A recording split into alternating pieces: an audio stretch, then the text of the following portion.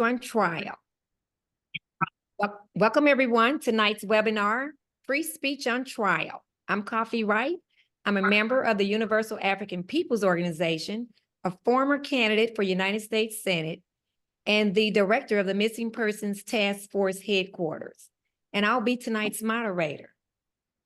First, I'd like to say thank you to this evening's co-sponsors, Green Party of Florida, Green Party National Black Caucus, Green Party of Maine, Washington, D.C., Statehood Green Party, Green Party of New Jersey, Green Party of Iowa, Green Rainbow Party of Massachusetts, Green Party of Mississippi, Green Party of Utah, Green Party of Texas, Green Party of North Carolina, Kansas, Green Party of Peace Action, Green Party Banking and Monetary Reform Committee, Organization for Black Struggle, Attack the System, Universal Africans People Organization, and the African Peoples Empowerment and Development Project, Hands Off Uhuru Fight Back Coalition, Uhuru Solitary Movement, Boston Mayday Coalition, and Friends of Cuba Against the U.S. Blockade Vancouver.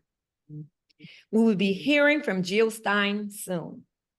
But first, we would like to go and start our program with our first speaker, Omali Yeshitela, chairman of the Socialist International and African People's Socialist Party.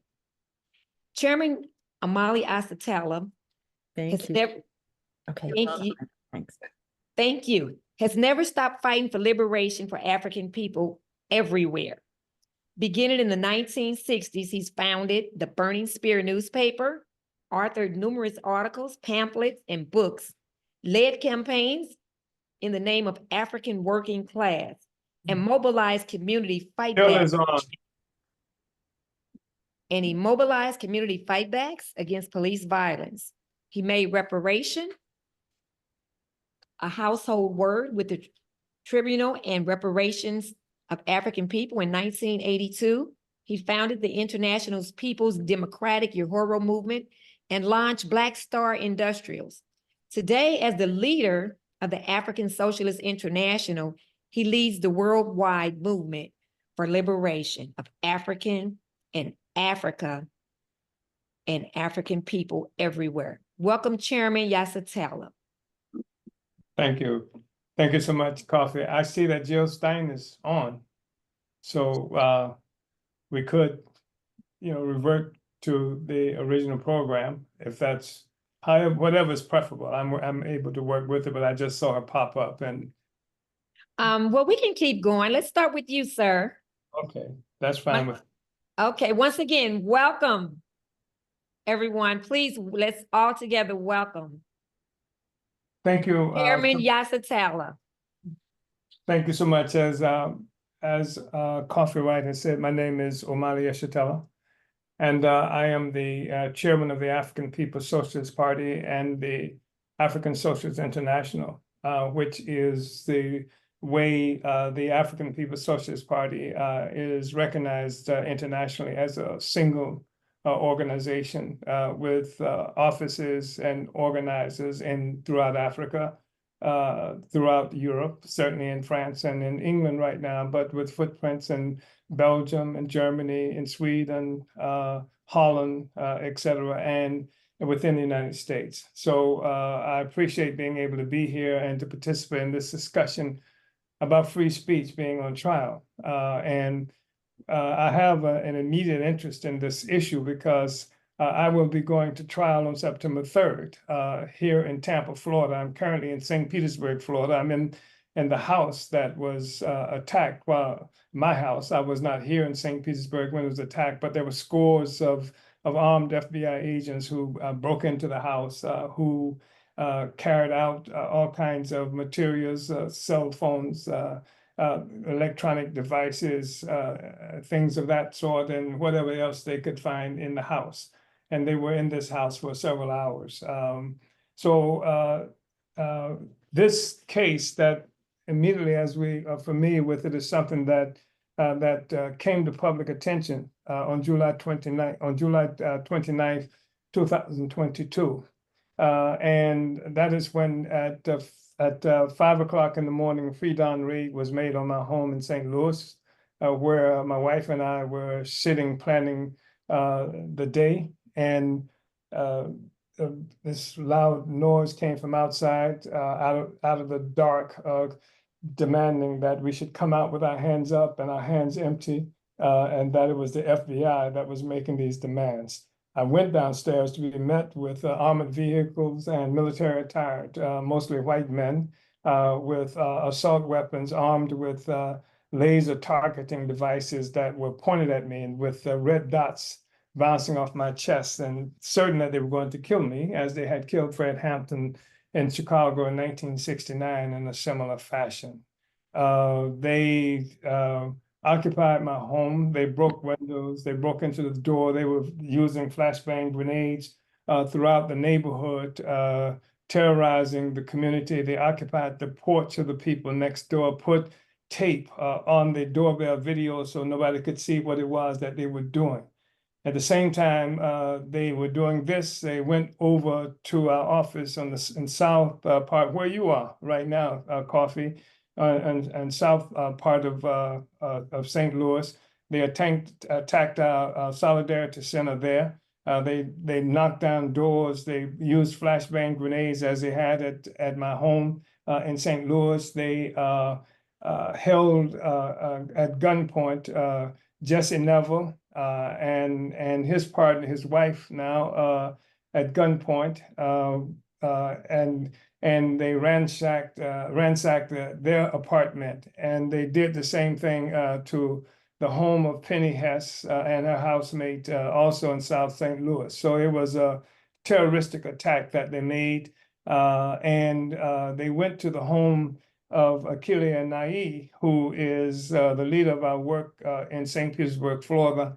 And they had the St. Petersburg Police Department knock on her door. They called her and told her that someone was breaking into her car and she should come outside to investigate. And when she came outside, she was greeted by FBI agents who took her cell phone, did similar things to her that they had done to the rest of us. So this was what happened on July 29th, 2022. We were to learn later that we were to be convinced later that the attack that had happened at our Uhuru house in St. Petersburg, Florida on July 2nd by a man who was armed with a military grade flamethrower in broad daylight, torched the red, black, and green flag that we had hanging from a 50-foot flagpole, 15 by 25 foot flag. They torched it in broad daylight.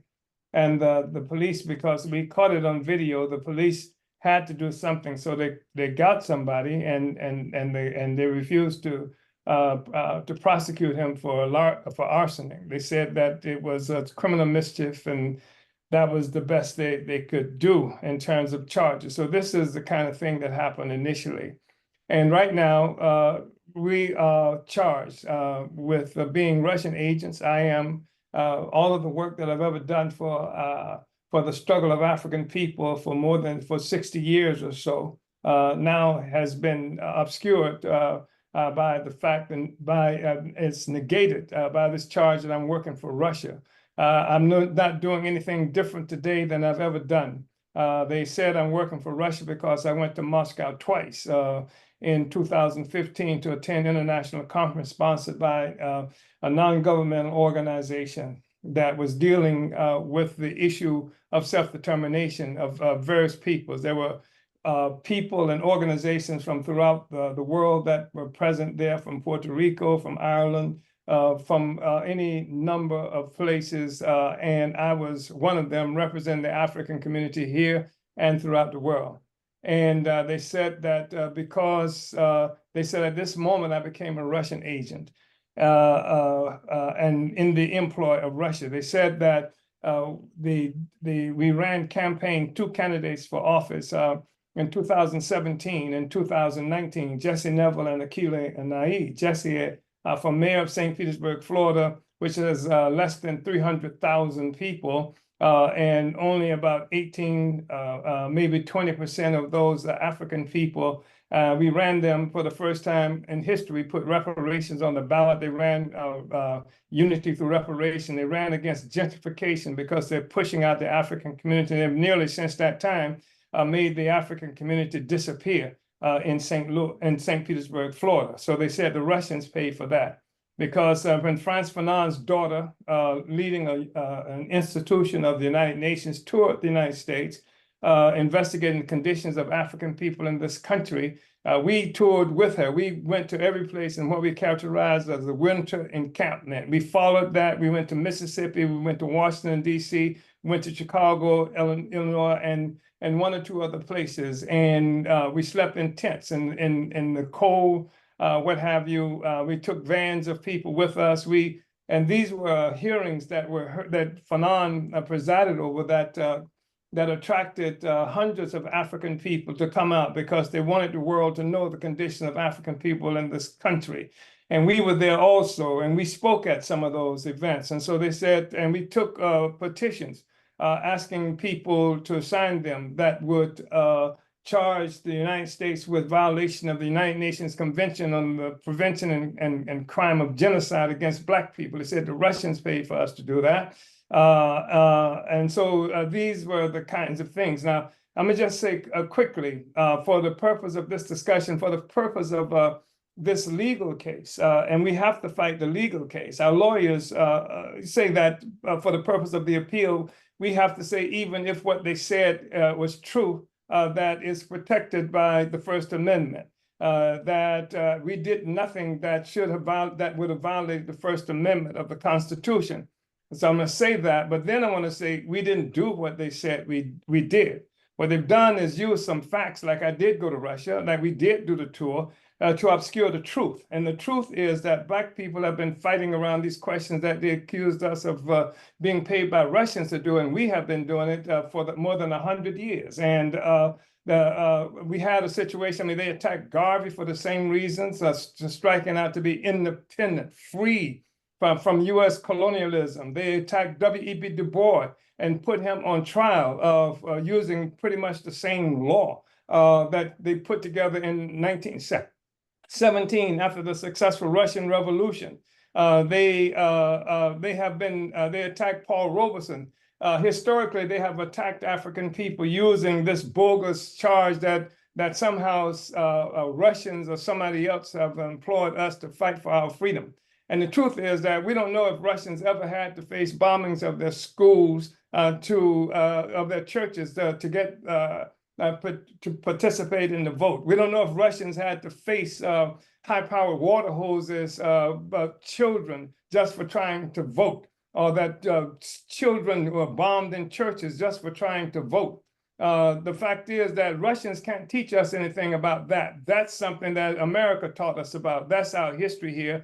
And they would obscure that. They would prevent us from being able to criticize America by saying that any criticism is based on Russians or somebody else. And the fact is that the struggles of African people in this country is an anti-colonial struggle. It has always been anti-colonial struggle. The fact is that the Bill of Rights that the First Amendment are part of was something only ratified in 1791. 1791, Black people were on plantations being beaten, clubbed, raped, and pillaged, the whole bit of being an enslaved population. So clearly, the First Amendment and Bill of Rights was not for Black people. It was for contending sectors of a white population that had left Europe, where there were no rights except the rule of kings, who were divine right of kings. And so to protect themselves from being treated that way, they came up with the Constitution and the Bill of Rights. And what they did was they won the freedom to oppress, because they did this on indigenous land. They did this with Black labor that they whipped and beat and subdued violently. And so that's a real issue. And so up until the 1960s, the African movement in this country had achieved a revolutionary character. And it was through the whole process that's marked, signified by the Freedom Sum of Mississippi, 1964, where all kinds of people went into Mississippi to help organize on the ground there, door to door, not this not organizing in an artificial place called cyberspace, but on the ground, talking to people, organizing people, doing political education, setting up schools and this kind of thing. And this was the creation of the Mississippi Freedom Democratic Party came out of that. This was the beginning of the split between the Black community and the Democratic Party. So that by 1964, the Democratic Convention National Convention happened in Atlantic City, New Jersey, where the liberals had promised that they were going to not seat the reactionary Ku Klux Klan Democratic Party and seek Black people who went through a legitimate process open to everybody as the real representative of Black people in Mississippi. And they double-crossed Lyndon Baines Johnson, the hero of liberalism, was one of the people, in Mondale and others participated. And then they tried to get Fannie Lou Hamer, as you know, to accept this deal that they had come up with, that we would accept 2 non-voting seats. And Fannie Lou Hamer made the famous statement that we didn't come this far for no 2 seats when everybody's tired. And we walked out of that, and this was SNCC work. And then went into Lowndes County, Alabama, to create the Lowndes County Freedom Organization that came to be known as the Black Panther Party, where we were organizing Black people because it was a majority Black county. And we were going to try to win party and power in that way. And that was the trajectory that we were on. And leading to 1966, when SNCC came up with the Black Power movement, which took us beyond the issue of anti-racism toward anti-colonialism. And that's what we see. 2 minutes. That's what we see happening today. The anti-colonial struggle is exploding all around the world. And the whole capitalist edifice rests upon the foundation of colonial domination of peoples around the world. And the heroic people of Palestine, of course, at this juncture, this time in history, carries the whole colonized world on its back, trying to rid itself of the colonial domination, but open the door for further discussion around the colonial question. Just as the Vietnamese did in the 1960s to create a similar kind of contradiction, just as Fannie Lou Hamer and the Black movement in this country. And people now talk about fascism and coming fascism. I'm disturbed a little bit about that, because fascism seems to be when the colonial contradiction that oppresses most of the world begin to creep into the social fabric of Europeans, colonizers, and that's when they talk about fascism. There was no talk about fascism when they were killing Palestinians. That's not fascism. It's not fascism when they were lynching Black people in this country, when they did the thing that they did with all of the police murders. That's not fascism. That's not fascism that you got 37% of the people in the prisons in this country are African people, though we represent only 13% of the population. It's not fascism that 40-some-odd percent of the people on death row in this country are Africans, even though we're 13. It's colonialism that we're looking at. It's colonialism that took the land from the indigenous people. It's colonialism that took half of Mexico, 1848, and Mexican people are living in cages and on the border, right now, under both Democrats and Republicans. So I'm just saying that we want to alert people to unite with us in making this struggle. And that's why I was in Russia. And that's why I've gone other places to win as much support and solidarity as we can for the struggle of our people against these horrendous circumstances, and to remind people now that since the First Amendment and the Bill of Rights were not created for Black people, they were created for white people, and they're using me, they're using Black people, they're using Russia to come for you. And that's why we have to stop them now, because if we don't stop them, it's the sky's the limit in terms of the repression that we're going to see. And fascism that people claim to really be afraid of is knocking on your door right now, except they're calling it the African People's Socialist Party and the Uhuru movement. Thank you. Thank you. Thank you very much. Wow, thank you very much, Chairman Yeshitela. We'd like to encourage everyone to please support the Uhuru 3 in their fight against this bogus charges. Wow, thank you again for sharing all that information with us. Next, I'd like to welcome Dr. Jill Stein. Jill Stein is a physician, an environmental health advocate, and an organizer. As the Green Party presidential candidate in 2016 and 2012, she has long been fighting for foreign policy based on diplomacy, international law, and human rights. She is now running as a Green Party candidate for president and is on track to put in a passionate anti-war, anti-genocide, pro-worker, climate action, choice on the ballot for the voters across the 50 states. Welcome, Dr. Jill Stein.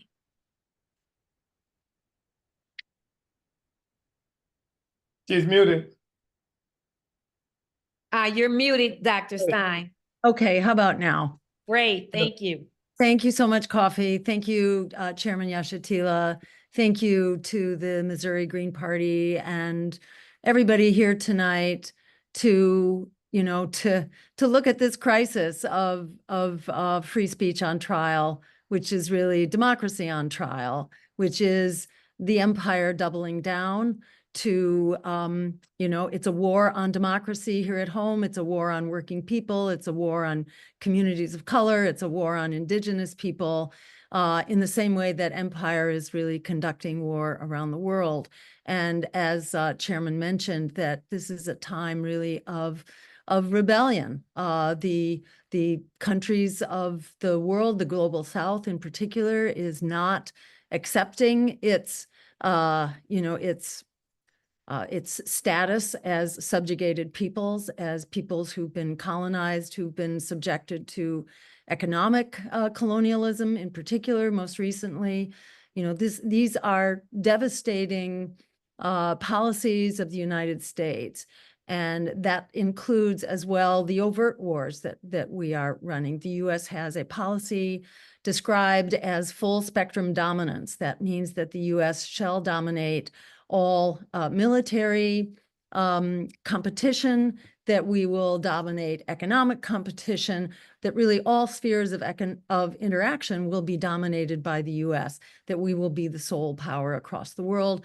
This is basically the position that was articulated at the time that the Soviet Union broke up, and the US took center stage and basically took power and proceeded to act like the sole imperial power around the world. And, this has resulted in war after war, in the devastation of so many economies around the world. The US has overthrown approximately 70 to 80 nations in essentially regime change operations since the Second World War.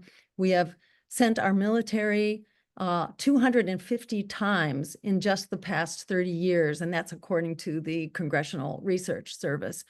And the war abroad is essentially, it's an endless war machine. 1 million people killed in Iraq, 2 million people who are basically on the firing line, subjected to starvation and really every form of torture imaginable right now in Palestine, with 1 million lives said to be barely hanging by a thread over the course of the next month. We are looking at really a very active and horrific genocide taking place in an accelerated fashion. But in so many ways, Gaza is really, it's kind of a symbol of US foreign policy. Now, yes, Israel is its proxy. Israel is the front man here, but Israel is able to carry out this fascist genocide only because the US empowers it. And going back to the days of Ronald Reagan, his Secretary of State, actually, Caspar Weinberger, said that Israel is the unsinkable battleship for the US in the Middle East, there for the purpose of controlling the oil supply. Not that the US needs it. We are now the major exporter of fossil fuels, but the US intends to be in a position of controlling the oil supply and controlling the energy for the rest of the world in the same way that Israel is controlling every drop of energy that is allowed into Gaza. In many ways, Gaza is kind of a microcosm of what's wrong with empire and colonialism and the inherent genocidal nature of this foreign policy. And, quoting Martin Luther King, that militarism, materialism, and racism, he described as the triple evil. And you can connect colonialism with that as well. But basically, these policies are all joined at the hip. In order to fund this endless war, the United States spends half of its congressional budget on the endless war machine and on the Pentagon. This costs us as people in this country. We are spending some, the average household is spending $12,000 this year to support this policy of endless war. And it's been some $50,000 per household since the beginning of the post 9/11 wars, which you may remember began as wars to find weapons of mass destruction in Iraq. So these were wars basically conducted on false pretenses, which were, fundamentally an oil grab in the Middle East. And, this has been a disastrous policy, killing 1 million people in Iraq alone. And if you add up the deaths in one war after another, Iran, Afghanistan, Iraq, Libya, Syria, Yemen, it begins to add up to somewhere between 4 and 6 million people who have been killed in basically this exercise of just colonialism and economic domination. This, of course, doesn't address all the other wars that the U.S. is involved in. And, you can go back to Southeast Asia and millions of people killed in each of Vietnam, Cambodia, and so on. And again, the U.S. now has 3 real hotbeds of conflict around the world. Each of them are moving towards nuclear engagement right now. So it's really important to underscore that these wars are not only impoverishing us, they also endanger us. And we're seeing now, after Israel's back-to-back assassinations, which are essentially war crimes, we are looking at an impending response. And the U.S. has jumped in basically to try to quell the response. But the U.S. doesn't quell the offenses in the first place. The U.S. enables Israel to undertake all of this by providing the weapons, by providing the financing, and by providing the diplomatic cover and the intelligence.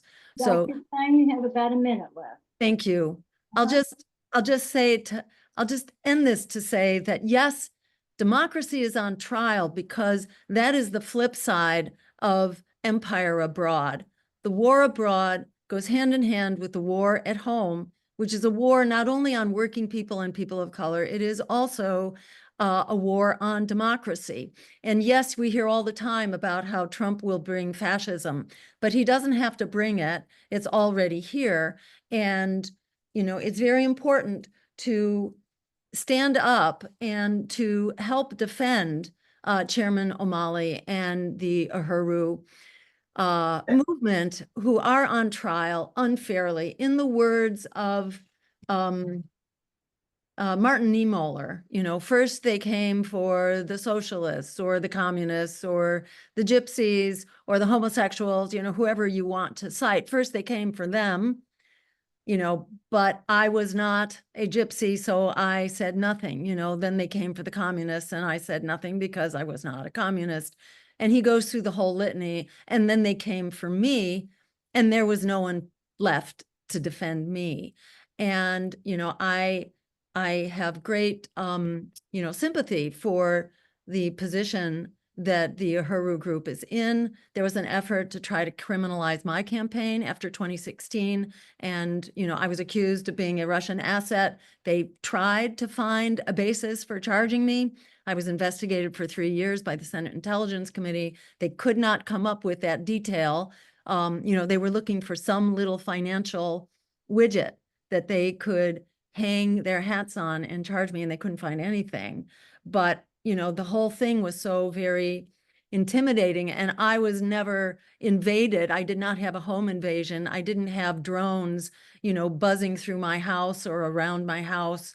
I did not have, basically, being treated like a domestic terrorist, which is horrible, which demonstrators, people who are protesting pipelines or cop cities or the theft of their green space, which is what's going on in the protest against Cop City in Atlanta, underneath a fully democratic, like 90% Democratic city council. So the Democrats are full in force behind this policy. We cannot claim that this is a problem of Republicans. This is a bipartisan problem of a militarized political system. It's not just our police forces that have been militarized. Our entire political system is militarized, and they are coming for us.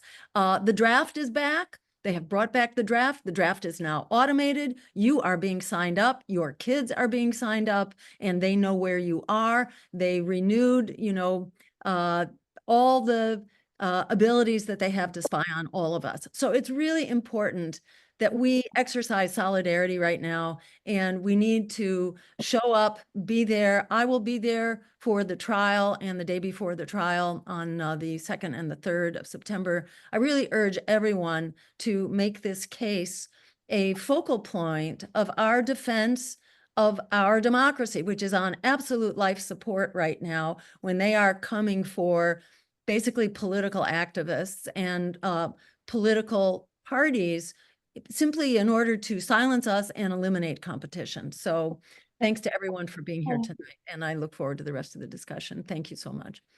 Wow, thank you so much. You are such a brave lady and so educated. Thank you for all the information and for going out on the front line. President candidate for the Green Party family. This is Dr. Jill Stein. We thank you so much. Yeah, wow. Let's give her a round of applause. Yes. So next, we are grateful to hear about the Palestinian struggle, live directly from West Bank, from our next speaker, Eid Hathaleen. Eid is a Palestinian artist and an activist living in the village of how do you pronounce that? Al Khair, Al Khair, in the South Hebron Hills, Palestine. Eid has suffered settlers' violence and home demolition, and he documents the limitless ways the occupation restricts their lives. Welcome, Eid. Thank you. Thank you. Thank you very much for this event and give me the time to talk about what we're passing here in Palestine. Basically, I am a son of a refugee who escaped from Negev in 1948. My whole family just escaped the war, and since then we were refugees in the West Bank and southern side of Hebron Governorate. And then my family settled in the place in Umm al Khair, and then Israeli government occupied West Bank in 1967 and take over all the sources of the West Bank, water, and they control all the ingredients of the area and take it for settlements, interest and Israeli interest. Basically, Israel keep going on in the policy of occupation and, preventing Palestinians movement, preventing Palestinian development, preventing Palestinian, agriculture, Palestinian economy, preventing everything from Palestinians to be growing or taking a progress. And in the meantime, they built settlements all over West Bank. It's now major settlements from the north to the south. You see a lot of outposts, which illegally built on a Palestinian private land. And the point of that, to take more lands from Palestinians, to take Palestinian sources. I'm talking about, there is a major natural reservoir of water in the West Bank, and Israel take it all. And we talk about made in a Palestinian major cities in a lack of water, even though they're selling the Palestinian water for to the Palestinians. Palestinians should pay about their water, which controlled by Israeli authority. This is one of the things which always, making an obstacle for Palestinians how to live here in the West Bank and in Gaza, the same situation. But in Gaza, there is a war now. In occupied West Bank, there's settlements, and settlements go over, and Israel never want to stop, settling in the West Bank, to take in Palestinian indigenous private land and give it to the settlers who came from all over the world. They bring them and they just settle here in the West Bank settlements. And Israel legitimized that by its, own laws. But as everybody knows, that in international community law, it's illegal. All the settlements here are illegal. My village of Umm al Khair is a small village lived here near the settlement of Carmel. Settlement Carmel is a Jewish settlement which came over on my private land and settled here since 1980. And since that time, Israel developed this settlement with all infrastructures needed, buses, electricity, schools, and so on. My own village with settlement stole our land. We're not allowed to have anything like the minimum right for human rights to live, not infrastructures, not road, home demolitions going over all the time in my village, which an example for hundreds of Palestinian villages going over the West Bank. I'm talking about Area C, which you hear about, which Israel make this division for land, Area C and B and A. Area C fully controlled by Israeli government, occupied by it. It's always follow the Israeli system, but it's an apartheid system that they behave to a Palestinian is not a human being, and they give the all support, all the rights for the settlers who came from different countries or Israel, and they live here in West Bank, and they take all the sources of Palestinians. My village facing home demolition all the time. They demolished in my village 17 times in number. Every time they came and they harassed and demolished at least 7 structures, 8 structures from my village. And Israel always said, your houses is illegal. And always you see how they make this racism, how they make this apartheid between the indigenous Palestinian who own the land and this white settler who came from, Western countries and live here in the settlements. And he have the right and he have the all rights to settle here in your own private land. And you are the indigenous people or you are the owner of the land. You're not allowed even to have the right to exist or live. We have a lack of water, we have a lack of electricity, we have a lack of the basis of human rights to live. Even though there is no war in the West Bank, the war in Gaza is horrific. And it's give all umbrella about what's going on in West Bank. In the meantime, settler violence is increased and is encouraged by this Israeli government against it every day.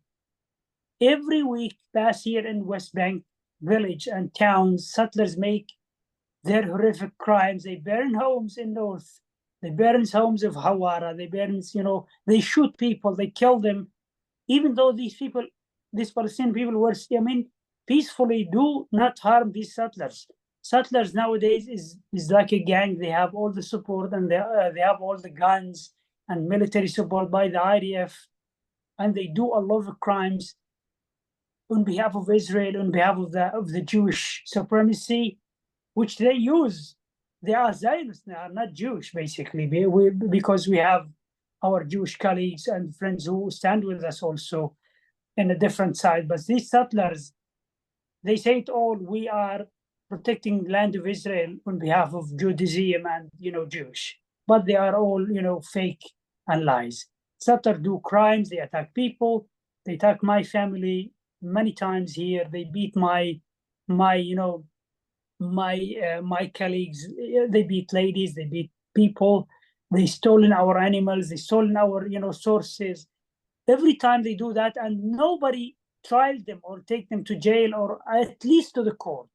All the time we are the victims of the system and we tried in a military court as a Palestinians. Settlers have all the rights to to defend it by lawyer, to defend it by this government, and they are, do the whole crimes, and nobody can, stop them or just give them a warrant or something. In the meantime, I mean, we see all this development and we see all this support by U.S. government, and always we hear it from U.S. diplomats who visit, the area. They say all the settlements is illegal and we should do something about that. But it's never happened. I mean, it's been years they talking about that, and never they do anything or steps on the ground to stop these settlers who colonially the Palestinian territories every day, from Jordan Valley in the north until South Hebron Hills here. Settlers take all over West Bank, areas. Nowadays, there is no the Palestinian dream for two-state solution, it's gone long time ago, because Israel take nowadays 70% of the land of West Bank is controlled by Israel, by close military zone, by firing zone areas, by settlements, development, by settlers, outposts, which they spread all over West Bank. And they do a lot of projects, and they stole Palestinian, stones from, quarries. They stole Palestinian water, which the main source and the main important thing, the major Palestinian water reservoir in the West Bank is taken by Israel long years ago. And Israel always control the life of Palestinians. Even our economy depend, and Israel squeeze our economy all the time. They squeeze our money in the taxpayers.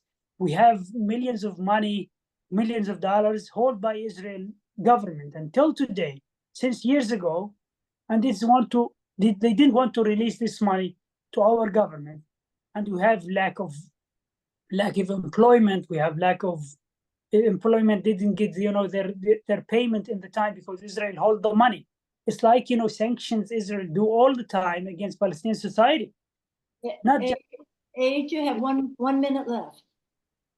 yeah, this is in general what we're facing in Palestine, really, which really very hard. Nowadays, the war is making it more worse for us to live here. Settlers, violence increased since the October 7th, and nobody stopped them really. And we hope just sanctions will stop this, these criminals from their actions. Sanctions from U.S. government, from the whole international community, and that's will make change.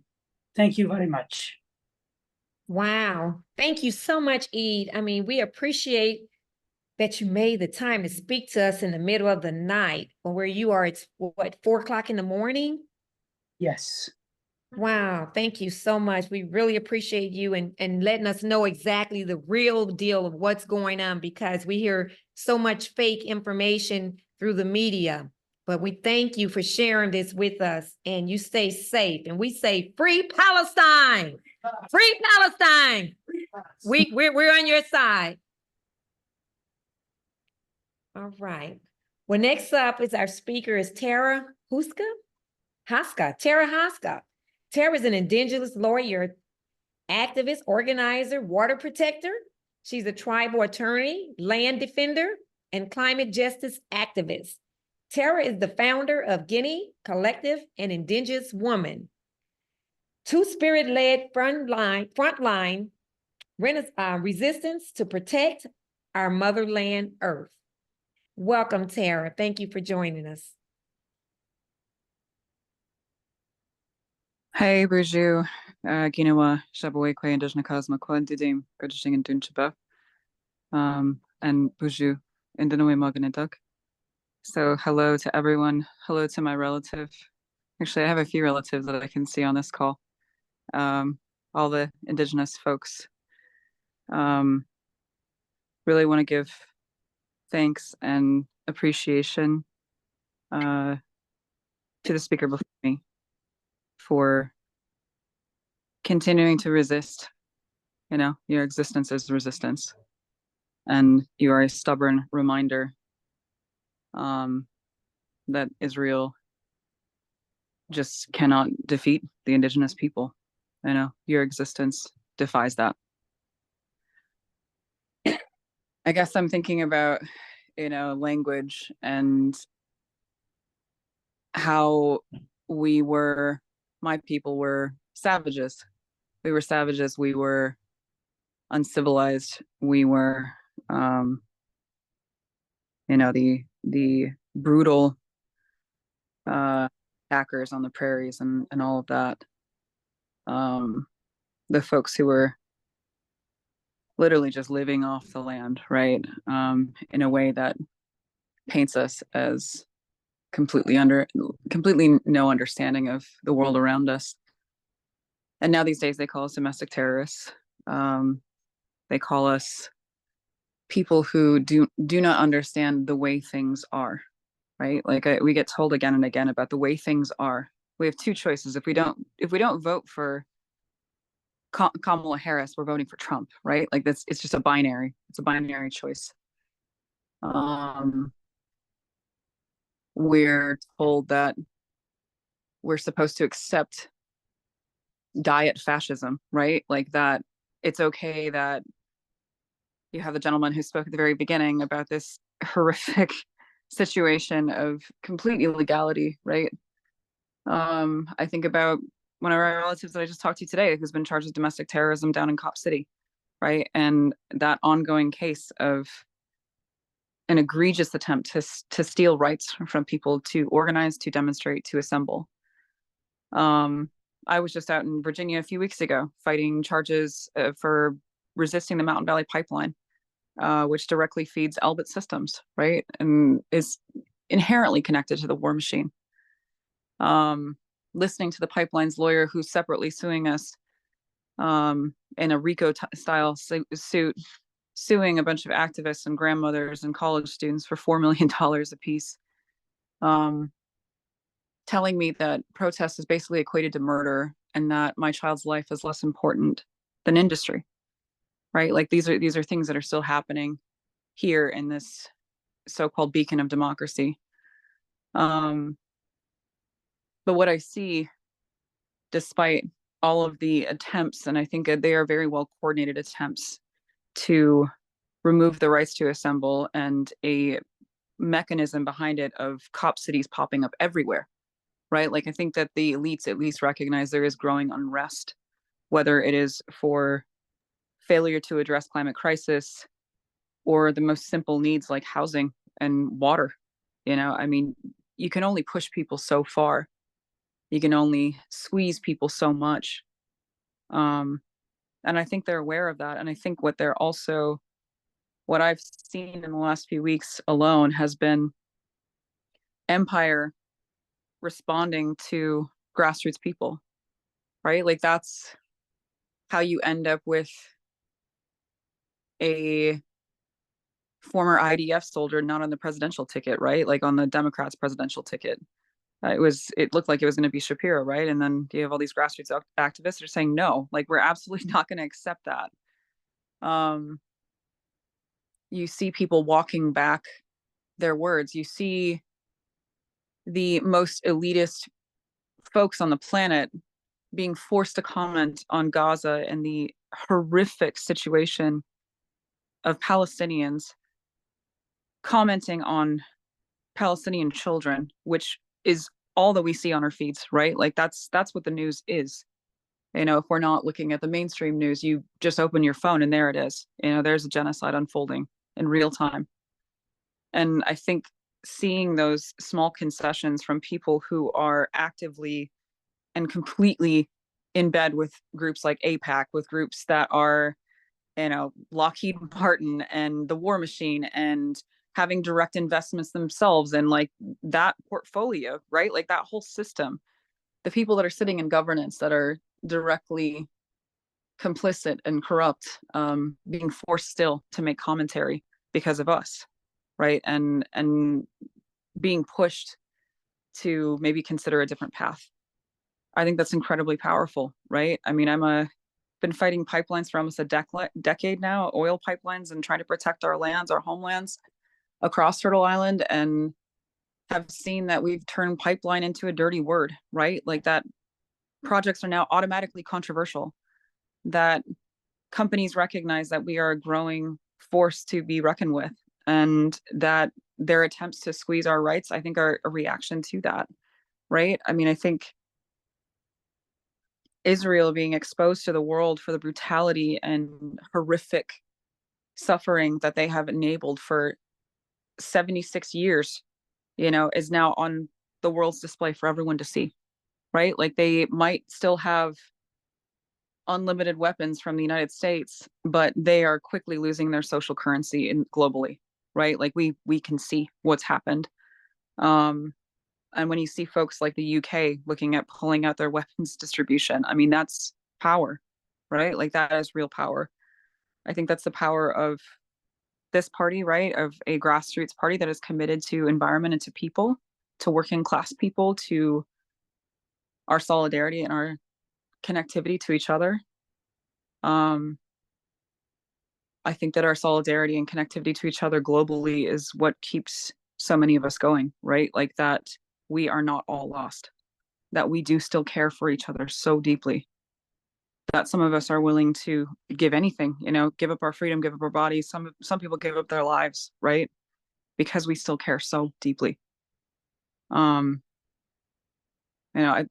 think we're always asked, what are you hopeful about, right? And it's hard when you see, rivers that are dry and fish that are dead and children that are being viciously sacrificed on the empire of war and all of that. It's hard to find hope, right?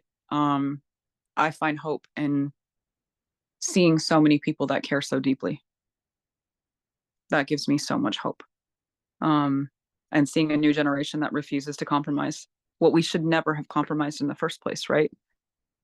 We were not these savage people. We're not uncivilized people. I mean, I think, to the relative over in Palestine, I mean, we're people of the land, right? The olive trees, the bison, the rivers, the streams. We understand what it's like to live in communion with nature, and to not commit violence on nature and violence against each other, right? Because one begets the other.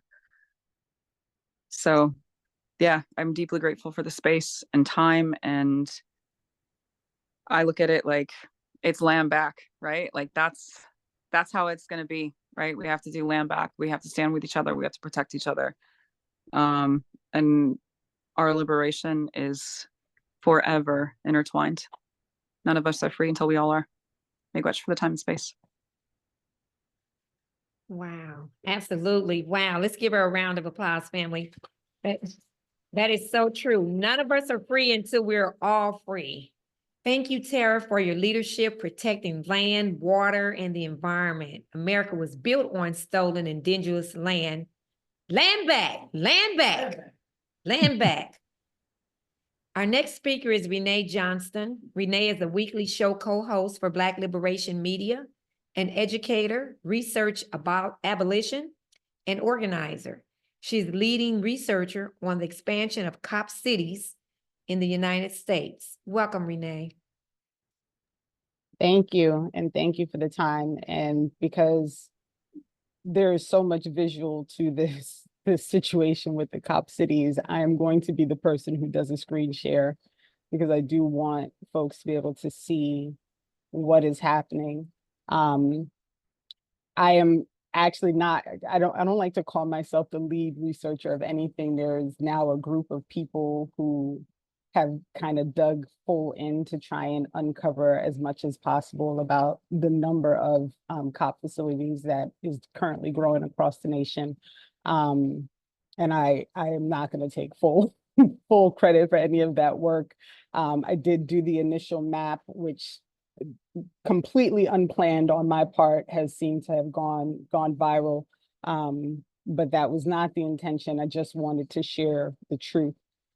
This map right now is the map that has been pulled together currently by the research group that is working on uncovering all the cop cities. The reason it seems so askew is because there is actually one that they are trying to build in Alaska, where now over 80 projects that are being considered, constructed, or that have already opened.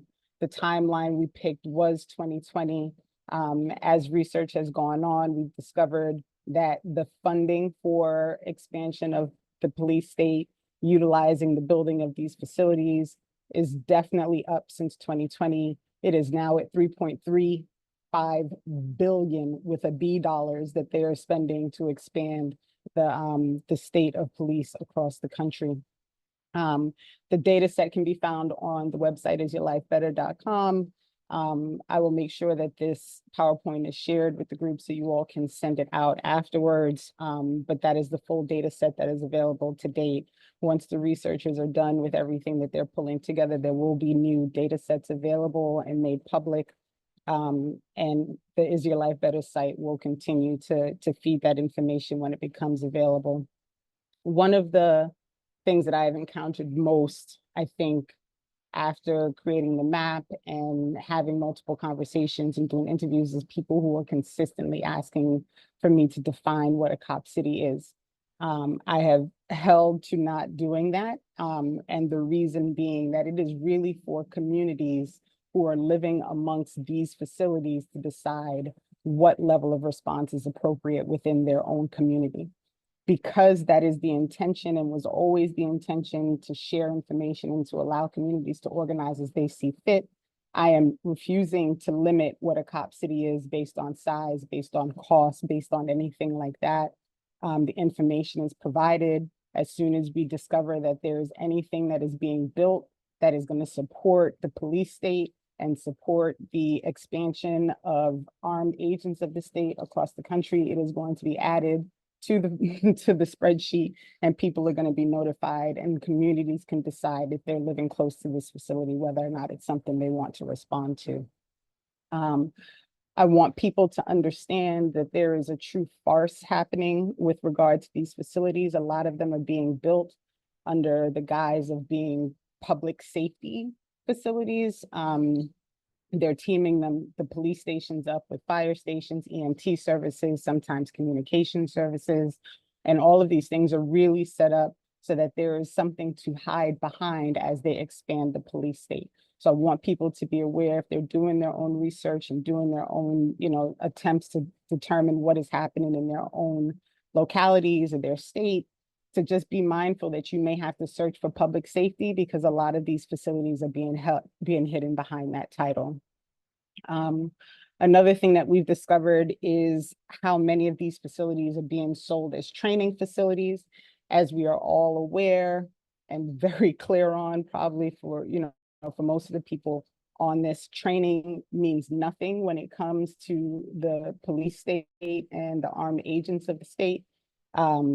Training is a false notion. It is propaganda. It is copaganda, whatever words you want to put on it. The training, the quote unquote training that is given to these police officers literally has served no purpose as far as, actually assisting with the service that should be given to communities. I really want to emphasize for people that they remember that everything that they are being sold about what police do, what they are quote unquote trained to do, is all propaganda. Police are enemies of the people. They are support of the state. Their role is to support capitalism. Their role is to protect property, and their role is to protect rich people. That's their role. It has nothing to do with serving and protecting communities. It has nothing to do with community safety. And the sooner we get away from this notion that police officers can be trained to do better, it will be better for all communities and all people. We are learning very, very quickly that this propaganda training just arms the state to continue to be a danger to these community members. There's a study out of Jersey, which actually really broke down what is actually being taught in some of these private trainings. And I really encourage people to read these studies when they come out, because it is absolutely jaw-dropping what is actually being taught to officers when they go into these training sessions. Moving on to surveillance. I don't know how many people are aware of this, the existence of this website. When I found it, I was absolutely floored by the level of surveillance that is across this country. Atlas of Surveillance will allow you to actually zone in. You can pick police departments, you can pick states, you can pick all kinds of information and determine what kind of surveillance is happening in those particular areas, what type of surveillance police departments are using. I really highly recommend this because surveillance is becoming a larger problem. And one of the biggest problems with surveillance, similar to the biggest problem with training, is the propaganda that comes along with what, media and the mainstream narrative is telling us about these surveillance things. So Alex Karakatsanis had just released a report a couple of weeks ago regarding the true origin of body cameras. And as people should be aware, every time someone is killed by a police officer, the media quickly jumps to the body camera with the body camera souls. And we have somehow managed to shift the story for the true origin of body cameras away from the reality and to this idea that it is, a liberal reform, that we should all have, officers who wear body cameras, and people forget that the camera points out.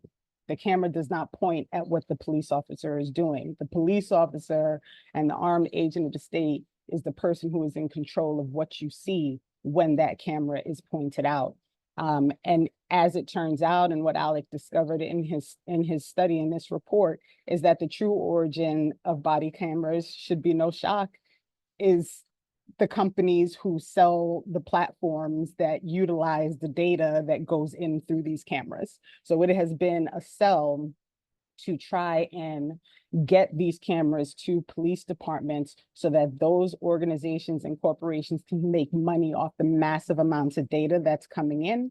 And the sell had been originally that this was going to protect the officer if these cameras are being used. So I do really recommend that people read this report and that they go track it down. There's a direct link there to Alex Substack, which links to the full report.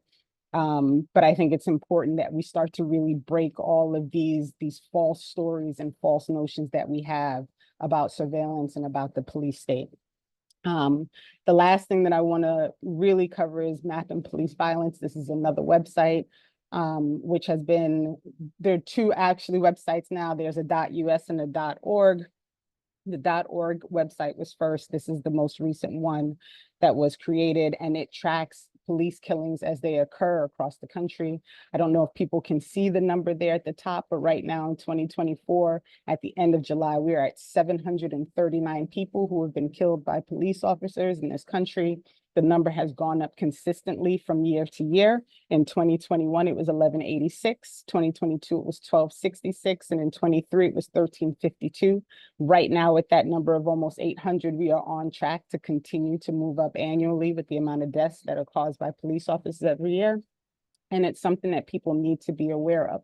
We have to stop this story that police officers are there to serve and protect. They are not. Yeah, I'm at 1 minute. Okay. Huh? And it's very important that people become aware of this and get away from this falsehood. Stop calling 911 for mental health problems. There are so many other options that are available that will not result in someone showing up at the door with a gun and killing somebody in their kitchen with boiling water or a knife or any other thing that people normally have in their kitchens. Very quickly, the militarization of the police is a massive problem as well. As contrary to everyone's excitement about this new VP pick, I want people to remember that he is the person who called the National Guard on protesters back in 2020. He is full support of police and the militarization of police. And I just want to point people to that number that's there at the bottom, the $6.8 billion, which is the total amount that was calculated in the equipment transfer to police departments since 1033 was enacted in this country. And lastly, and as this result, relates back to Uhuru and what's happening everywhere, there has been a full, swift, harsh response to all protests. Every time people step out into the streets to speak out against the police state, against the things that come along with the police state, there's swift and harsh response. It gets into courts. Most recently, we saw tearing down of students who were trying to support the Palestinian people, Free Palestine. And I do want to make sure that people are aware that you cannot have free speech in a place where the state of the police and the police state is consistently and always expanding in a way that we cannot control. Thank you so much for the time.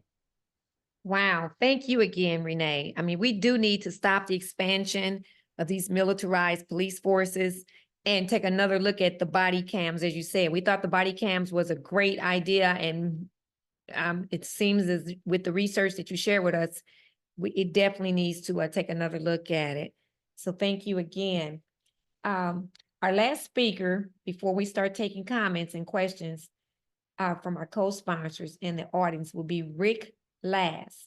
Rick is the Ballot Access Director for the Jill Stein 2024 campaign. He also served in the role in 2016. His political passion is electoral reform, and he hopes to see ranked choice voting and proportional representation as the norm in his lifetime.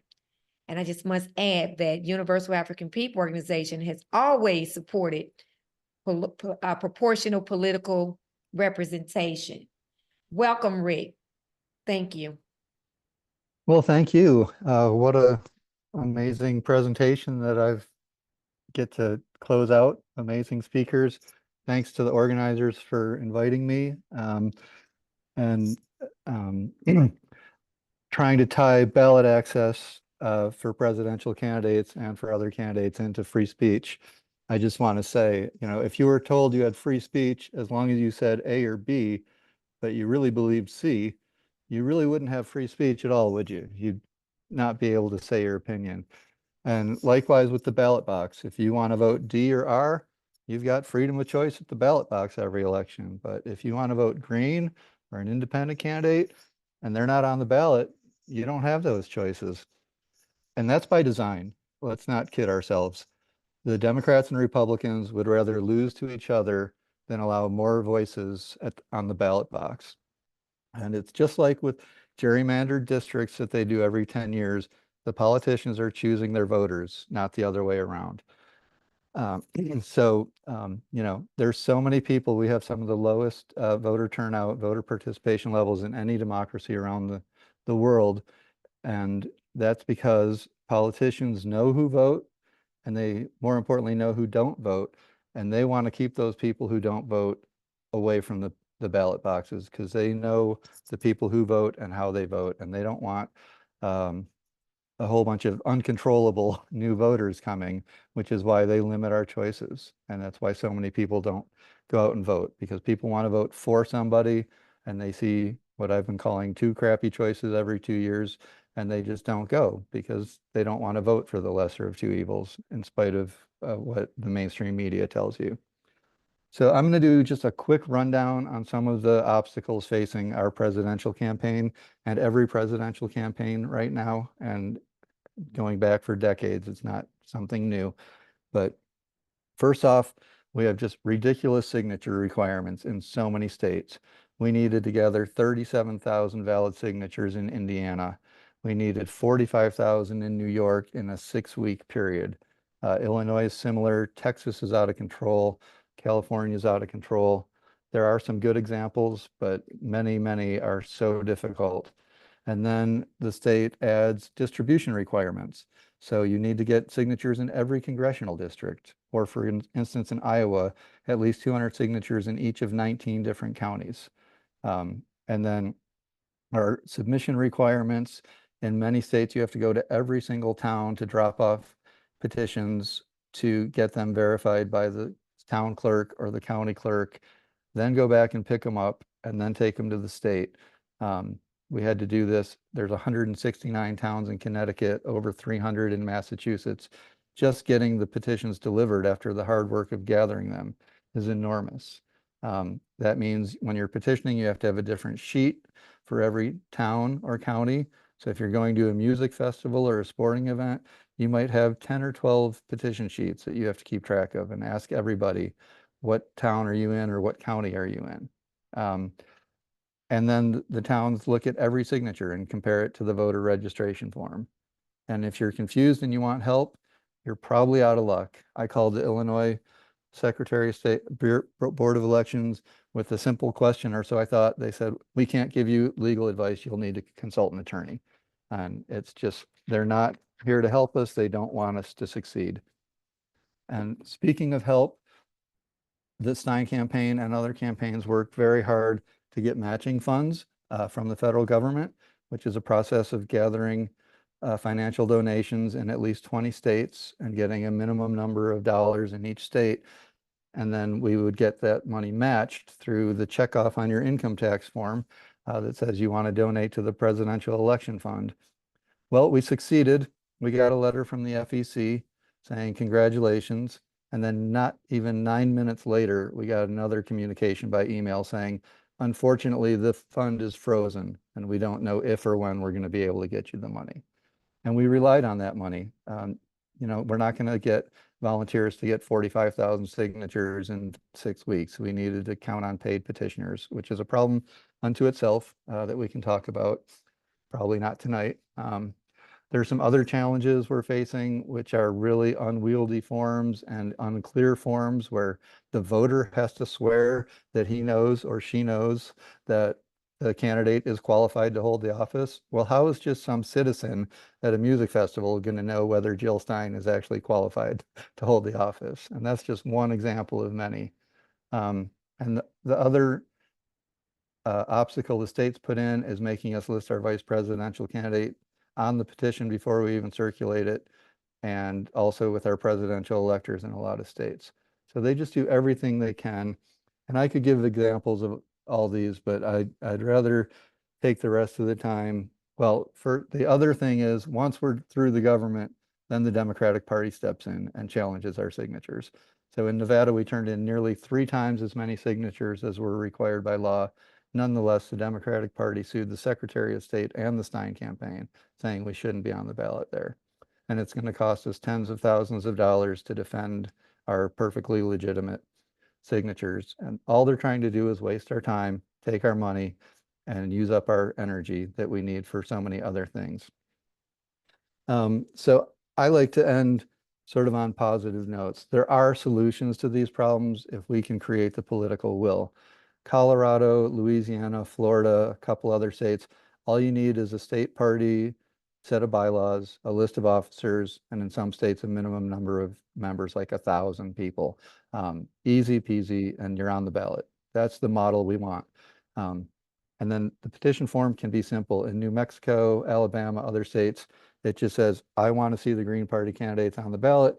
Sign your name, print your name, put your address, you're good to go. And the other thing is just to get realistic deadlines. And I'm listing these solutions because I really implore all of you to find a friendly legislator. I know they're few and far between, and start working now on the January session to make it easier for candidates and parties to get on the ballot. It's not too soon to be talking to them. It takes forever. We worked on ranked choice voting for decades in New Mexico, but it finally came through that our cities can use ranked choice voting. And it's not too late to start. And the other thing I just want to implore, I know I'm getting close to my time, but everyone needs to think about running for office. We're not, as important it is to be protesting, to be writing letters to the editor, to be organizing, we need candidates, because suddenly if the Green Party starts getting 15, 20, 25%, people are going to take notice and they're going to start changing policies. That's how we got things like a minimum wage increase, as we had candidates across the state running on minimum wage increase, and they didn't win, but what do you know, 5 years later, we got a minimum wage increase, and it takes time. It's the most important thing we can do, because, you know, one of my favorite phrases is, you know, electoral politics, running campaigns, that's the electoral arm of the movement. The movement is really important. Being on the streets is important. But if we're not actually challenging power, and I can't remember who's famous person that was quoted, but power concedes nothing without a struggle. And we need to make these people struggle to win their seats back. And we only do that by running. The uncommitted movement was amazingly powerful, but that needs to shift into the committed movement. We're going to start running our candidates for office, and we're going to commit to voting for someone other than the D's and R's, because we're sick of the same bad choices every time. And just one plug for a book I just reread called Grand Illusion. Teresa Amato was Ralph Nader's campaign manager in 2000 and 2004. And I just reread this book, and it is exactly, I could have written this book about this campaign. The only thing that's changed is the names. So if you want the nitty gritty on lawsuits and the media and the corrupt debate organization and all that, she goes into great detail. It's an amazing book, and she can cover in 300 pages a lot more than I could cover in 8 or 10 minutes. So thank you all so much for having me. Thank you for all the inspiring panelists that went before me, and thanks for all the work that everyone's doing on the ground, I should say, right now. Wow. Thank you so much, Rick. Keep up the good work. Wow, you are fighting no matter what obstacles, what corrupt politicians put in your way. And that's the attitude and the strength that we have to all continue. And so we appreciate you sharing all that information with us. And as you said, everyone is going to have to look at themselves as a potential candidate or find someone that's a candidate to support on the Green Party. So thank you so much. Okay, well, next we're going to hear comments and questions from some of the program's co-sponsors. There will be 2-minute comments. We'll take a few at a time, and then we'll let our speakers respond. After these comments, we'll take as many questions from the audience as we have time for. Fair enough? First, we'll hear from Austin Brown to announce the next month's Green Party webinar. But should we go with the comments first? Let's go with the comments. Oh, going with Austin. Okay, so we're going to go with Austin. I apologize. Austin Brown to announce the next month's Green Party webinar happenings, September the 4th. Austin, you're up. Thanks, Coffee. I hope everyone can hear me all right. So, hello, everyone. At first, I want to thank Lauren for putting together this great webinar. I know a lot of work went into it, so thank you, Lauren. So the webinar I'll be talking about is Curing Electoral Dysfunction. It'll have another fantastic panel of speakers. These speakers will be going over ways to bring reflective representation to voters, as well as some of the things that are standing in the way. So you just heard about attacks on free speech and attacks on life and liberty. So this won't sound as sexy, but it's fundamental to sustainably changing things. September 4th, we will be hearing about fortifying our democracy to represent all of us, not just the top. We will all see that democracy is not working, that our representatives aren't really representing us. So I urge you guys to come see this webinar to see how we can change it. So mark your calendars for September 4th for Curing Electoral Dysfunction. I hope to see you all there. All righty, thank you, Austin, for that. Now we'll take some comments from the program co-sponsors. We'll hear from the Green Party of Maine, the Green Party of Florida, the Green Rainbow Party of Massachusetts, and student Ecris Jasper. So first we'll say Kelly Morrell, representing the Green Party of Maine. Please share your thoughts. Hi, my name's Kelly Merrill, and I serve as the Deputy Campaign Manager for Green Party Presidential Candidate and Presumptive Nominee, Dr. Jill Stein, and I'm also here tonight in my capacity as the co-chair of the Maine Green Independent Party. I have the great privilege of working here in Abenaki territory in the Western Mountains of Wampanoag, which is now known as Maine. Thank you for inviting me to participate here tonight and for us to have an opportunity to thank the peaceful warriors on this call, like Chairman Yeshitela, Jill Stein, Tara Hauska, and some of the great truth tellers of our time. I appreciate your leadership in the struggle and all of the peaceful warriors who have come before. We acknowledge that we're living in a country that was founded on land theft and genocide, and it built its wealth on the backs of enslaved African people, a system that enthusiastically continues to support the kind of barbaric, bloody, and oppressive system today. And as society wakes up to that reality and acknowledges the interrelated converging existential crises that we're facing, our ability to speak truth to power has been completely hijacked by a system further corrupted by the exertion of money and the cannibalism of our resources at a time when we've never, ever needed it more. In a time of such despair, the imperative to be vocal and to be visible has never been so great. I think that we share the sentiment that the unraveling of empire is happening faster than any of us could have expected, and that people must find courage. We must demonstrate that courage, those of us who are in this room, and inspire that courage and decisiveness in others. The inconvenient truths that we insist on speaking have been obscured. The truth of crushing economic disparity, the truth of genocide, insurmountable debt, crises of care, diseases of despair, and the climate collapsing around us, obscured by the misinformation of corporate-owned media, the intentional sowing of doubts and deceit. They continue to target those who insist on our sovereign and spiritual right to liberation. We see it in the gaslighting of the American people by the US government. We see it in competing acts of cruelty and violence against Black and Brown and Indigenous people here and abroad. The continuation of that violence against the poor and disenfranchised, against the mother, against students and dissent. But we also see it in the awakening and the response of the people. We have a message of resistance. We will not stop. We will not rest. There are people like those here in this room who are demanding change, people who act with integrity and courage. Our liberation is in our relationship with one another and with the land and life on this planet. Our liberation is in the way we navigate this struggle together and meet this moment. We are an unstoppable force.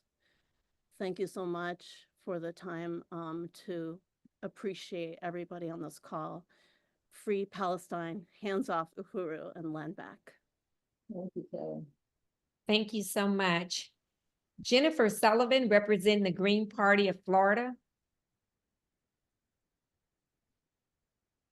I think you're on mute. Okay, hello, everyone. It's pretty amazing display of lots of issues tonight and important people talking about things that I feel are just, everything's intertwined. I mean, what we're going through in different levels, in different spaces, different places, it's going on here, it's going around the world. I mean, Palestine, and I just got back from Nicaragua where they celebrated their 45th anniversary of the Sandinistas, where they fought for their own liberty and they had to fight the empire. And so the global South is totally with us. There's so many people that are with us, so many movements that are with us. And we have to remember that, because when we do run against the corporate media, we're seeing these it's theater. It's one show after another. It's entertainment, and people in the United States love to be entertained. I will say that. And so we have to remember that and keep that in you know, we still need to get our message, do it as much as we can. Media is a wonderful way to do it, and we need to stand up for each other. I've known, you know, the Chairman and Penny and Jess for many years, and I've learned a lot from them. And I am 100% in solidarity with them. I'm 100% in solidarity with, you know, the situation in Gaza, and I think it's all sometimes so overwhelming for everyone that you know, the Cop City, the land back, these are the things that, you know, what it is it's an empire, and I do believe that the empire is starting to fail. So as a Green, as a strong supporter of okay, as a strong supporter of Jill Stein, I am urging people to not to sit. They want us to sit out voting. They want us to not vote, because if you don't vote, people have fought, died to vote. So if you're like blowing it off, you're just like somebody sitting in their chair and having a beer, not bothering to vote. So send that message, send the message, and get out and vote for a party that does not take corporate money, that does not take PAC funds, and that is fighting for the same things that you are fighting for, because it's all good trouble. All right, so signing off from Florida, Uhuru. Uhuru, thank you for sharing that. All right. Next is Dr. Gloria, I don't want to mess your name up, Caballero. Hope that's close enough. Representing the Green Rainbow Party of Massachusetts. Please share with us your thoughts. I think you need to, okay, are you muted? No? All right. Okay. Good evening, and thank you so much, everyone. Thank you for the leadership, for putting all this together. Hands off Uhuru, free Palestine, vote Jill 2024 for president. We need to just get out the vote and think about not only what is happening internally in the United States, continue just raising the voices, your voices for what is going on outside the United States. This is a struggle against colonialism and imperialism, and we Cubans know very well what that means.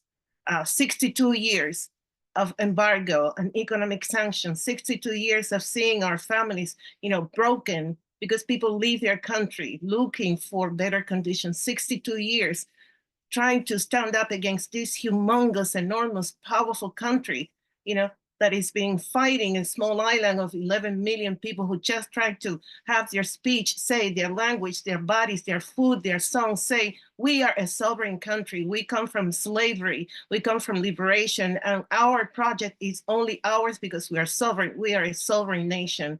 So the struggle that is going on in Palestine, the struggles that Uhuru is going through, the struggle that we live here internally in our country, we call it housing or economic crisis or inflation, that's all by design. We Cubans know what it looks like. And it's been too long for this country just to say, okay, let us talk, let us negotiate. You cannot give freedom to people conditioning on, unless we follow your rules. There needs to be peace in the world. We need to stand up against denuclearizing the world also. We need to stand up against demilitarizing the police and stopping all the aggressions against our bodies, against all the aggression against the earth and the pollution that is going on. This is not only a struggle for just a group of people called the Green Party. This should be a struggle across the nation and across the world. And our silence is complicit. We need to speak the truth and come together as human beings because we're all sacred human beings. Vote Jill Stein 2024, get out the vote, and let us get together behind the struggles that really matter. Thank you so much. Yeah, thank you. Thank you. Thank you so much for sharing that.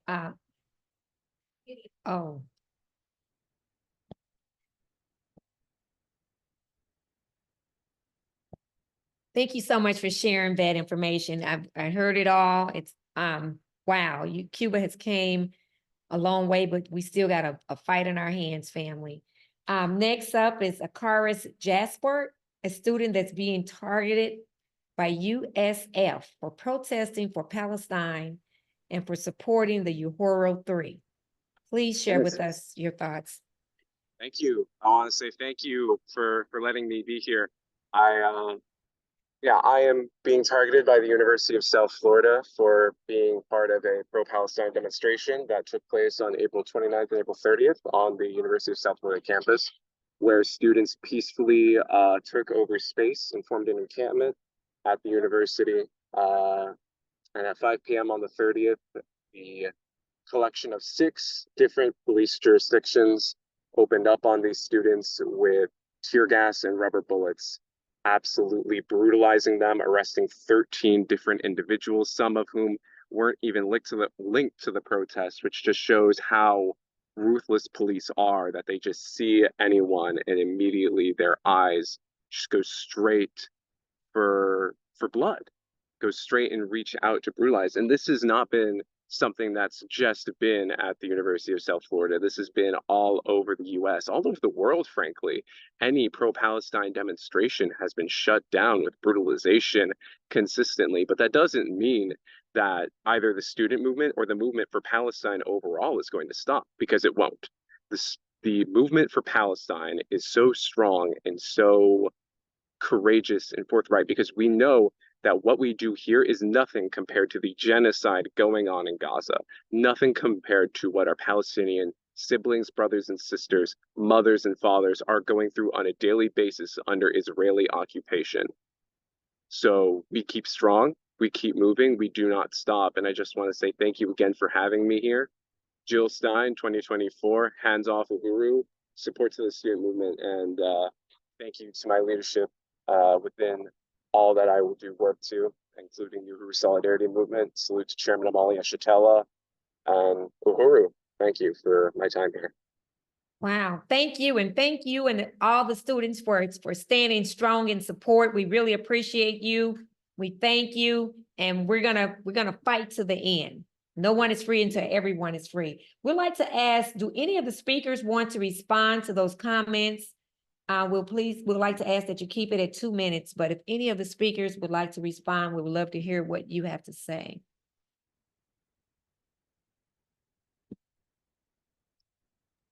I would just like to say that one of the most obvious kind of recent maneuvering of the Democratic Party has been the selection of the now stiletto heel wearing, new attired Kamala Harris.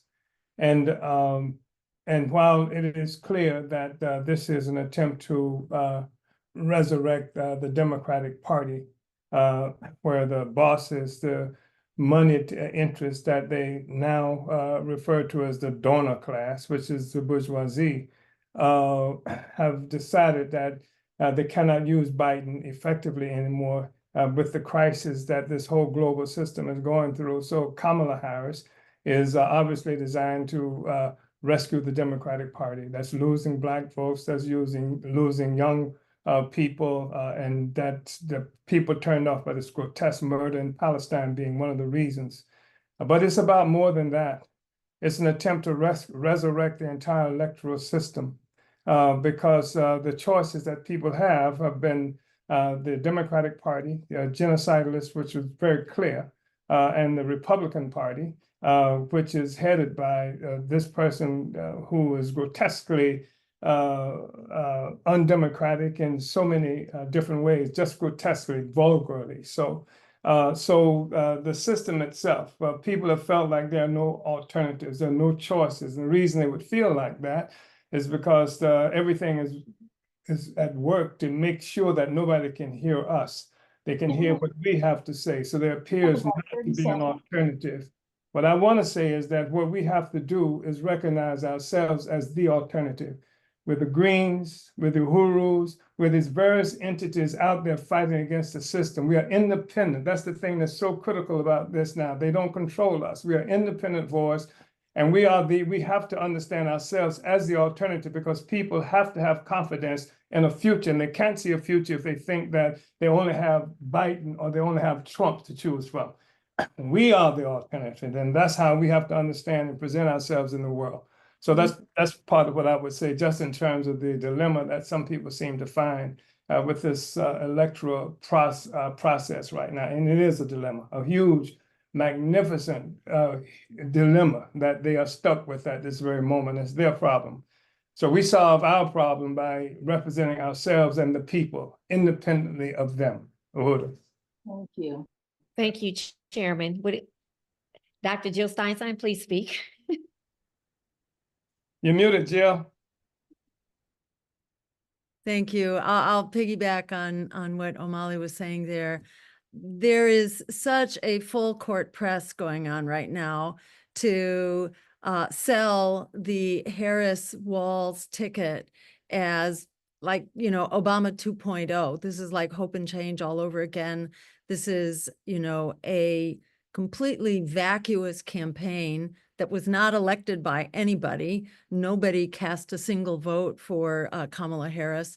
Democracy is, the Democratic Party shuts down, and the Republicans too. They shut down their competition outside of the party, and they shut down competition within the party as well. So this was like the political elites forcing Biden out because he became such a liability, and then anointing Kamala Harris. There's nothing on her website. She's not had a single interview. They're just trying to make her a blank slate for people to project what they want onto her. She's a smiling, friendly face, giggly, who will stand by Israel and who, that's about all she has said. She cares for the Palestinian people, she said. If she cares for them, Why doesn't she call for something to be done, like a weapons embargo, like, you know, an end to occupation and apartheid and genocide? You know, this is all lip service. This is an effort to co-opt the resistance. I think it is a tribute to the resistance that they felt like they had to create this parody of a progressive campaign. Tim Walz, you know, he sounds like he's your kind of friendly grandfather or uncle. He will not meet with the pro-Palestinian members of his own community. He's an AIPAC approved Zionist. He has spoken for AIPAC conventions. He did call out, as one of the other speakers mentioned, he called out the National Guard during the protests against, you know, against police violence. He called out the brutal National Guard. And he also stood by in silence after approving the pipeline. He then stood by as the indigenous water protectors, including Tara Hauska, one of our speakers tonight, as they were assaulted with rubber bullets and, you know, viciously attacked by police. He kind of stood by, you know, so this is not a progressive. They're trying to sell him based on, you know, small concessions that he won. But Kamala Harris is not endorsing that. You know, this is an effort to kind of use him as a front person. So I just say it's really time to, you know, speak out and to tell the truth. This campaign is an effort to co-opt the resistance. It's an effort to co-opt the peace movement. We need to really be standing up and shutting them down and exposing them for what they are. Empire really is in meltdown. Empire really is on its last legs. It knows that its days are numbered. The you know, the crisis of endless war and what's going on with the exploding war in the Middle East right now, the war at home, the crisis that infuses every dimension of our lives. People are mobilizing. The numbers are like they've never been before that are demanding you know, a people-powered alternative. So they are running scared, and this is their you know, this is their effort to shut resistance down. So let this be a reason to, you know, redouble our efforts and really let people know there is an anti-genocide, anti-war, pro-worker, climate emergency choice on the ballot, and we have to take it, you know, and we have to seize this moment for all it's worth. Thank you. Yes, would anyone else like to, any of the other speakers like to comment? Okay, well, I guess we'll go ahead and move on. Next, we'll hear from Friends of Cuba against the U.S. blockade, Vancouver. The Green Party of Utah, the North Carolina Green Party, Attack the System, and All African Peoples Empowerment and Development Project, Hands Off Uhuru, Fight Back Coalition. First, we'll go with Aja Roby, representing Friends of Cuba against the U.S. blockade, Vancouver. Hi, folks. Thank you, Coffee. Thank you, Lauren. And thank you to the St. Louis Green Party for organizing this very important and timely webinar. Solidarity greetings to all from Vancouver, Canada, across the borders. But I wanted to add to today's discussion that we're facing really similar things here. I know Canada gets the reputation to be, you know, nicer than the United States. It's the little brother. But Canada has always been in all the wars and occupations where the United States is. Canada is today silencing, intimidating, using, you know, the same tools of police and Palestinian activists, indigenous land defenders fighting against pipelines, and environmental activists in Canada have been also put under a lot of attacks and increasing intimidation and threats of their democratic rights. I also wanted to add to this discussion today, and thank you to Gloria for mentioning that as well, as myself, the coordinator of Friends of Cuba against the U.S. blockade Vancouver. I wanted to add that, as Gloria mentioned, not only the United States is suffocating the Cuban economy for over 60 years, but the U.S. also wants to stop any solidarity between the people of the United States and the people of Cuba. And we know, and I'm sure a lot of people in this webinar know, that the U.S. and the FBI have been also intimidating and harassing folks, Cuba solidarity activists that have come back from Cuba from different solidarity trips. And I wanted to give an example. And in the same summer, actually, that the FBI have raided the African People's Socialist Party offices, they've also attacked Cuba solidarity activists in Puerto Rico. They've intimidated and tried to have meetings and calls with over 60 people in Puerto Rico that have came back from a brigade, a solidarity brigade from Cuba. 30 seconds. Sounds good. They've also used this and intimidation tactics and continue to use them to break solidarity of people in the United States with people of the world, with oppressed and workers around the world. So I wanted to add that I'm really happy to hear about the webinar today. This has been a really informative for all of us to know each other's struggles and be able to connect and come together. We all have, whether that is in the United States or Canada, the responsibility to continue standing up and speaking up against all these threats, these intimidations, these harassments on our movements and our solidarity organizations. So I hope that we can find ways to build together a united front where we could defend each other and stand up for each other and defend our democratic rights, whether that is in the US and in Canada. And thanks for all the folks that shared their struggles today. Let's continue fighting for a better and just world for all. Thank you again for organizing it. Thank you. Thank you. And as a matter of fact, I had the opportunity to go to Cuba with our organization and a whole coalition of us, and we loved it. I didn't want to leave. We're looking forward to going back. Thank you for sharing in the little time that we were allowed to give you. We appreciate you gave us a lot of information in that time. Thank you so much.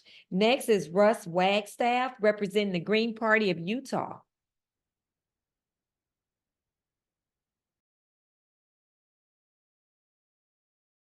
There we go. Hi, everybody. Greetings from Salt Lake City, Utah. More importantly, greetings from the unceded ancestral land of the Shoshone, Ute, Paiutes, Dene, and Hopi nations. Thank you, Chairman Yeshitela. Thank you, Dr. Stein. Thank you from the Green Party of Missouri. This has been a great event. Thank you. It's my opinion that Citizens United has effectively eliminated free speech. There's a popular term going around. People like to use the term useful idiots. And I would argue that anybody taking major big dollar donations from corporations, they become useful idiots. So I really appreciate the Green Party not accepting high dollar donations from corporations. I know how difficult it must be to run with no funds against these major corporations that are ultimately the people you're electing. So I just want everybody to really pay attention to who's accepting what kind of money and elect those politicians that are willing to work for the people. You have 30 seconds. That's all I have to say. So thank you very much. Thank you. Wow, thank you. Maybe we have a little more time for someone else. Next is Anna Lee Odobadi, representing the North Carolina Green Party. Thank you so much. It's such an honor to be here, and I want to thank everyone who is here tonight and all the wisdom and experience that has been shared with us. In North Carolina, we had quite an adventure in 2022 with our ballot access struggles. That was kind of one of the things that got me involved. Someone earlier mentioned, I think it was Rick, who said, let's all, who can, run for office. And I think that's a really powerful message right now, is to say, by any means necessary. And that means let's all get on board. Let's build community. Let's continue to build these coalitions. That's why this is such a big deal. So thank you to the St. Louis Green Party for putting this together. One of the things that was really striking in my experience was that and this was in 2022, despite having all the signatures we needed, the Democratic Party spent a lot of money, and there was no end to the dirty tricks. We had on tape recorded them pretending to be the Green Party, asking petitioners to take their signatures off the ballot. They went to the homes of a lot of my dear friends, and they were like, the Democrats are here again. They were paying people $20 an hour, because I remember asking, what are you being paid to do this? You know, so it really is the anti-democratic party, and they'll really stop at nothing. So understanding the kind of corruption that we're up against. So I think putting it in that context, it really is kind of like a narcissistic, abusive relationship that the people have with the two-party system. So thinking about it in that way, the reason that what's happening with the Uhuru 3 and what's happening all over the country to stop us from being on the ballot, and the lies, and what's happening to the students at the encampments, they're projecting, they're accusing us of what's actually happening. Oh, they're violent, or, you know, it's this prioritization of the feelings of some over the lives. You have 30 more seconds. Thank you. And material conditions of so many others. So I just want to say thank you all so much. Let's continue to build a movement, and it is the strength and love of this community and solidarity that's going to get us there. So looking to the resilience of the Palestinian people and the Black people, Sonia Massey should be alive. So everybody who can, stand up, speak up, join the Green movement, join the Uhuru movement, get out there and take to the streets. Free Palestine. Thank you. Free Palestine. Thank you so much for that. Woo, this is going great. I love it. So much information. Next is Keith Preston, representing Attack the System. Attack the System. Keith Preston. Thank you. Thank you. Yes, I represent an organization called Attack the System. We are co-sponsors of this webinar. As the director of the organization, I don't speak for every member, but I do speak for myself when I say that I 100% stand behind the people of Palestine, and I appreciate the expression of solidarity with the people of Palestine that has been expressed on this webinar. I 100% stand behind the Uhuru defendants. I 100% stand behind Dr. Stein in her campaign for the presidency and her willingness to be an outspoken advocate for the people of Palestine. Because the theme of this program is free speech, I would like to call attention to an incident that happened earlier this evening. Scott Ritter, who many of you are probably familiar with. I realize he's controversial, not everyone likes him, but he has been an outspoken advocate for the people of Palestine. His home was raided by the FBI this evening. His electronic items were seized. This is part of an ongoing wave of repression against political dissidents from all over the spectrum that we've seen happen in recent times, and that all of us here on this program are already quite familiar with. So I just wanted to call attention to this incident and let everyone know that Scott Ritter is now being targeted by the FBI, quite certainly for his opposition to the imperialist war in Ukraine and to the Zionist genocide in Palestine. Thank you. Thank you. Thank you. You never know who's next, family, but we gotta stick together. We have to keep fighting. Next would be Dr. Aja Fields, representing All African Peoples Empowerment and Development Project. Dr. Fields would also be speaking on behalf of co-sponsor the Hands Off Uhuru campaign. So Dr. Fields, you have 3 minutes. Uhuru, thank you. First of all, I really want to salute the Green Party and all of the organizers of this meeting. I want to salute all of the powerful speakers, including my leadership, Omali Yeshitela, who's the chairman of the African People's Socialist Party, who along with 2 other comrades in the Uhuru movement are facing 10 to 15 years in prison on completely bogus charges of being Russian agents. This prosecution is one way that the colonial government is attempting to stifle any criticism of the United States for its ongoing mistreatment of African people within this country. It's also a way to muzzle our criticisms of the bloody war the US and NATO is making against Russia and Ukraine. It's also an attempt to quell our participation in elections as a means to change our conditions. I'd like to call for everybody on this webinar to come to St. Petersburg, Florida today to participate in Freedom Summer. It's a summer of intense political organizing and mobilizing that takes its name and spirit from the Mississippi Freedom Summer Project of 1964. The Mississippi Freedom Summer won ordinary, oppressed, and sometimes terrified Africans into organized mass resistance. It launched the political participation of the most downtrodden sector of our people. Freedom Summer 1964 challenged the status quo of this vicious, anti-Black colonial oppression carried out by colonizer citizens and the colonial state itself. With Freedom Summer, we're going to do everything necessary to bring our people and others back into active political life in defense of our rights to organize and speak out for the freedom of speech, to advocate and organize for our total liberation from colonialism based on the Bill of Rights of the U.S. Constitution. Like SNCC, which our chairman was a member of and who was a leading figure in Freedom Summer 1964, we're going to fight for the right to participate in elections to advance our legitimate struggle. All the work of the Summer Project revolves around the need to get people to the September 3rd trial and the political work in St. Petersburg, Florida, and Tampa Bay, where the trial is occurring.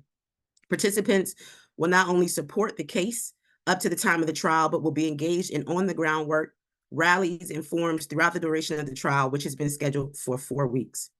Every Sunday for the duration of the trial, there's going to be mass community meetings used to mobilize, educate, and organize the people to active participation for self-liberation.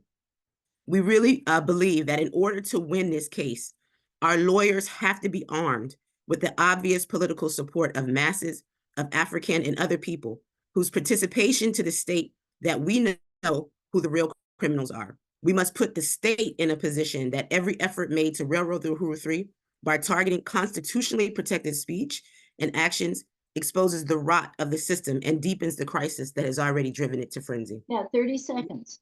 Thank you. So in closing, I just want to call on everybody to visit handsoffuhuru.org for more information about Freedom Summer and for our pretrial mass mobilization on August 31st. And to let you know that the trial is scheduled to begin again on September 3rd. We need all out for the trial. Hands off Chairman Omali Yeshitela and the Uhuru 3, forward to August 31st, forward to September 3rd. And I would be remiss if I didn't end by saying victory to the Palestinian people and also victory to the indigenous people of the Americas. So Uhuru. Uhuru. Thank you so much, Dr. Fields. We really appreciate that. And once again, if you can't make it to the trial on September the 3rd, I challenge everyone to support someone else in going to attend that trial. We got to have that courtroom packed. Next, let's say, can we get any great responses from our speakers?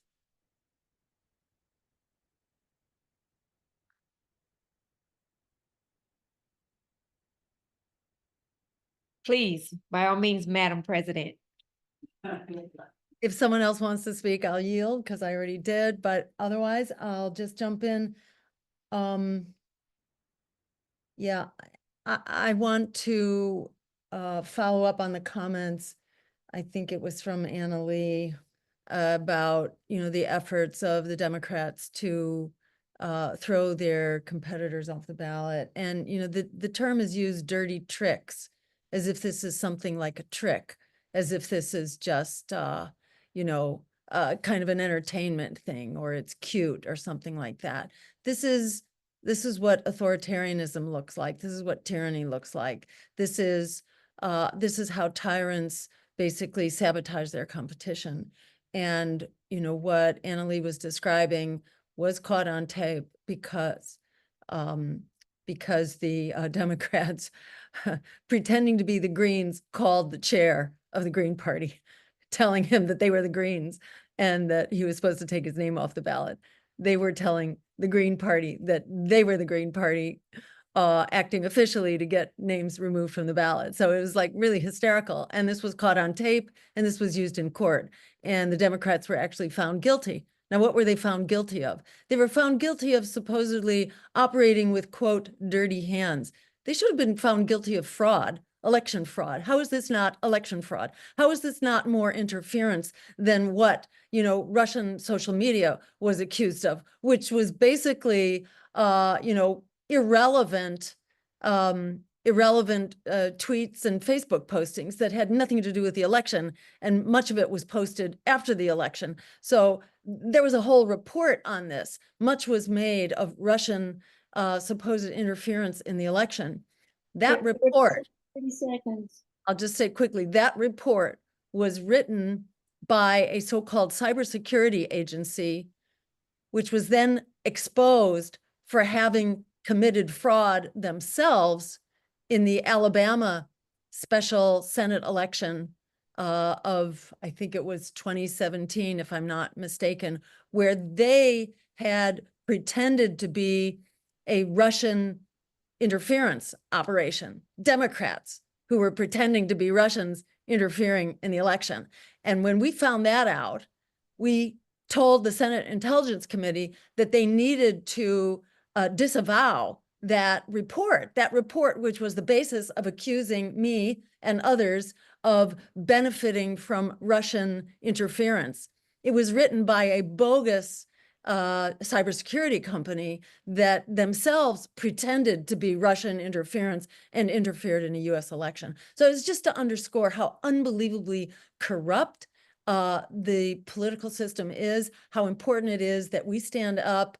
The American people basically agree with us, understand that they are being screwed. There's enormous momentum, political momentum right now, which the empire is trying to disrupt. They have also advertised, by the way, for spies and infiltrators into our campaigns. We found the DNC actually publicly advertising to hire people to manage spies and infiltrators. So this is how very shaky this system is. This is a system which is in collapse. It is corrupt. It is imploding. And it's every reason for us to double down, for us to be organized, and for us to be working in solidarity to actually seize this moment. The empire is going down and the people are rising up. Thank you, Dr. Stein. Wow, thank you so much, Dr. Stein, for sharing this information, so much facts that we've just learned a lot more each time we have these Zoom meetings. But mostly important, thank you for speaking truth to power. We really appreciate you. Would anyone else like to make a comment on anything that was just said? Well, I guess we'll continue on. Let me just say, I think that I really appreciate the work that that Dr. Stein is doing, and I appreciate this webinar so much. And I wish the problem were corruption. But I think corruption presupposes that it's doing something that's abnormal or egregiously different or bad. This is the way the system works. And it's always worked this way. When I listened to Comrade Eid, when I listen to Tara, I hear colonialism at work, and I see it in my communities where law means nothing. And not for the colonized, because the law is not for us except to maintain this oppression, exploitation. It happens that way in occupied Palestine. When I say occupied Palestine, I'm talking about the entire entity that they call Israel, which is a white nationalist invasion, settler colony. I was in, by the way, somebody mentioned it, but I was at Big Mountain at the time where they decided they had discovered uranium and stood with the DNA and who were prepared to face what was assumed to be a coming attack by the FBI. I mean, I was there, and so this whole issue of recognizing colonialism. I was in Nicaragua. I met Comandante Daniel Ortega in 1981, right after, not too long after the Nicaraguan Revolution, because it's one movement, one revolution. So I just wanted to say that one of the things that we're moving toward is the creation of an anti-colonial human rights movement, so that we can give us all a relationship that's engaged in overturning this parasitic social system, because the system operates normally when it does what it's doing in Palestine, when it does what it's doing to the Green Party, when it does what it does to us here in St. Petersburg, Florida, or St. Louis, Missouri. It's normal. There's nothing abnormal, because the entity itself, the prototype of the settler colony, is the United States. This is the prototype. This is what taught what Israel acts like, it got its lessons here. It got it, the Palestinian question is the indigenous question. It is the so-called Indian reservation, nothing but concentration camps, et cetera. Right here in this country, it's the ghettos and barrios that we live in. It's the reality that while they like to refer to this country as some kind of nation of immigrants, it's not even a nation. It's a prison of nations. And African people are not immigrants. We didn't come here looking for a better way of life. We lost a better way of life as a consequence of having been brought here. We're not immigrants, we were captives. And I'm not going to let them forget that. And they don't have enough flashbang grenades in their arsenal to keep us from exposing that. We were taught. And the Russians didn't teach us this. America taught us this. So I just wanted to say that. Everybody, come to St. Petersburg, Florida. Let's walk these streets, let's knock on doors, let's talk to people, and we're going to have forums on a regular basis. We're going to talk about Palestine. We're going to talk about what's happening to indigenous people and communities. Every Sunday, we'll be having these meetings starting now. So I just wanted to let everybody know that. It's going to be a really dynamic process, and we're going to win. Thank you. Thank you. Wow. Thank you so much, Chairman, for jumping in once again. That is awesome. I just get so moved every time you speak, as well as Dr. Jill Stein, everybody. I mean, everybody's just awesome. We thank you all for spending your time with us tonight. We're gonna go on to our last scheduled comments we have from the Uhuru Solidarity Movement. It'll be Hollow Benson, the Green Party Banking and Monetary Reform Committee, GPAX, and the Green Party of St. Louis. First, can we go with Lynn Dimmer, representing Uhuru Solidarity Movement?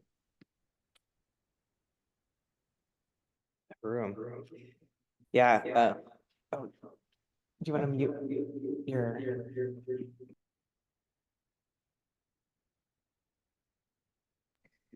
Okay, Uhuru.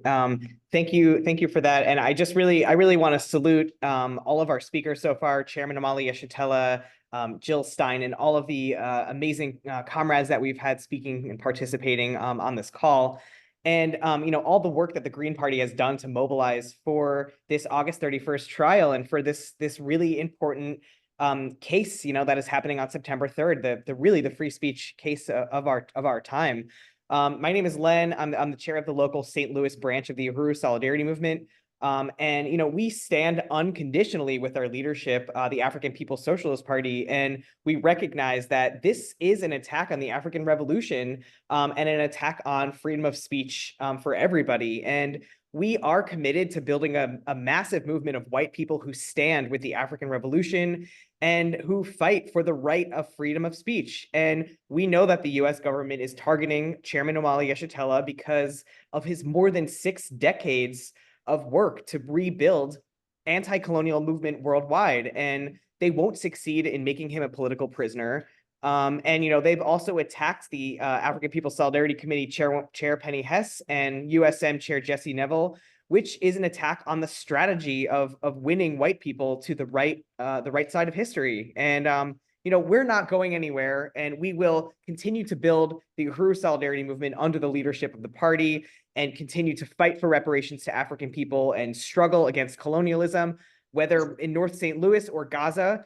And the U.S. government, will not take away the right of African and colonized peoples to fight for their liberation. And they also will not take away our right as white people to be in solidarity with the oppressed peoples of the world. And again, I'm going to echo, what all of our comrades are saying, that, we invite everyone to be with us in Florida on August 31st and at the trial beginning September 3rd. Sign up at handsoffahuru.org/trial. Thank you, Uhuru. Thank you. Thank you. Thank you so much for reinforcing that and sharing that information. Next up is Halo Benson on independent organizing targeting the DOJ. Hi, thanks so much for having me. I'm a free speech activist. I spent 9 years in the movement to free Julian Assange. I'm on board. Our entire network, as you guys hopefully know, we did free Julian. He's at home on a beach. But over the time of doing that, we built a beautiful network internationally, but also here in the United States of people. We've got 88 people in 28 states. that are massive. We do massive letter drives, and everybody's on board to fight for the Uhuru 3. This case is every bit as important as the case against Julian Assange. They are trying to criminalize aspects of our First Amendment. They are in violation of our First Amendment. This is a long line of the DOJ weaponizing the government against average citizens. Anybody that's doing anything, whether you're a publisher that's revealing the crimes of government, or whether you're, building a brilliant movement and doing amazing, beautiful, good work in your communities. And it's not just, it's called lawfare. That's where I learned the term lawfare, is that's how they're going after you. And they want to use the Uhuru 3 to set a precedent, because they think that nobody's going to come to the aid of Black socialists. That's what they're banking on, that this will quietly go away. They'll slip in their president. And not to mention that they've spent 2 years now of where these defendants are kind of consumed, both financially, emotionally, mentally, not with the important work they've been doing, but in trying to defend themselves against what it can only be described as a weaponization of the federal government. And I've talked with my network, and we're on board. We're going to do everything we can to help. I'll post a link I'll post my email in the chats. And if anybody wants to receive a box, it's like a letter drive in a box to help with this, you just let me know. It's free, it's no cost. And I'm just really, really happy to help. Thank you for putting that in there it is in the chat. Thank you so much for letting me help. Thank you. Thank you for helping. Howard Schweitzer, representing the Banking and Monetary Reform Committee, is not here. So we'll move right along to Madeline Hoffman, representing GPAX. Okay, well, thank you very much, Coffee, and thank you very much to the organizers. And so much has been said that I don't really need to repeat it, but I want to focus on Israel and how Israel is at the center of so much of the repression and the activity to suppress freedom of speech. I've moved to Colombia. I moved about 1.5 years ago. And when the genocide began, Gustavo Petro said right away that Colombia was against it, because the people of Colombia had already experienced their own genocide at the hands of the Israelis. And I wondered what he meant by that, because I had never heard of that. Well, it comes down to this. Former members of the IDF had been commissioned by a couple presidents in Colombia, and they were responsible for the creation of the very first paramilitary in Colombia. And as we know, paramilitaries in Colombia have killed thousands of activists, social leaders, community leaders, environmental leaders, and the like. And Israel has sold its surveillance equipment to people around the world. Israel has sold its weapons to people around the world. And so we have Israel's right smack in the middle of the suppression. And we heard Netanyahu talk about, whoa, the horrors of what's happening on US college campuses. Meanwhile, every single university in Gaza was destroyed, and people on the West Bank in Palestine are attending university virtually. So, and then yesterday, of course, was the 79th anniversary of the dropping of the atomic bombs on Hiroshima and Nagasaki. Atomic bombs are the least democratic of all weapons.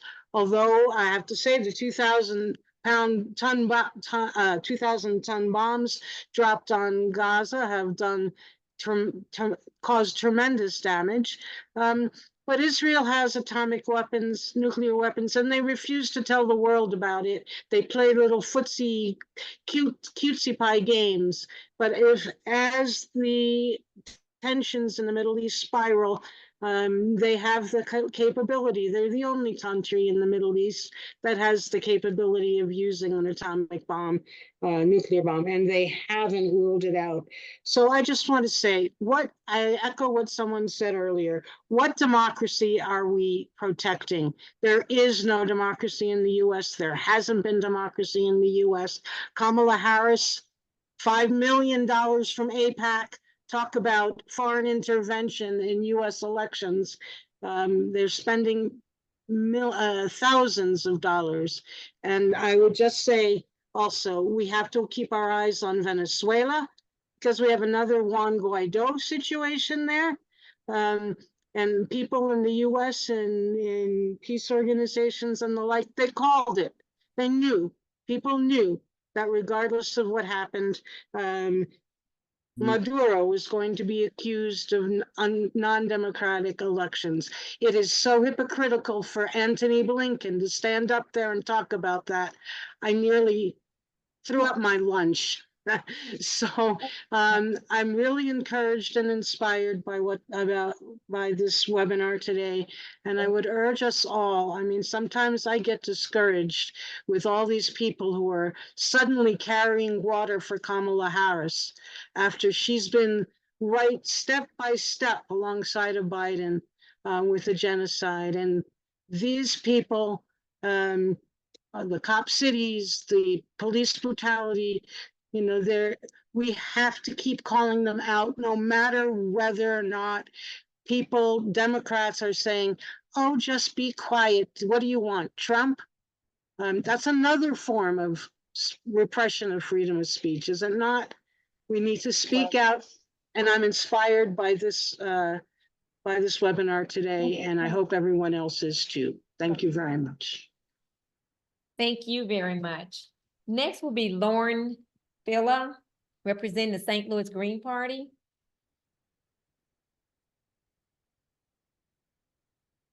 Okay.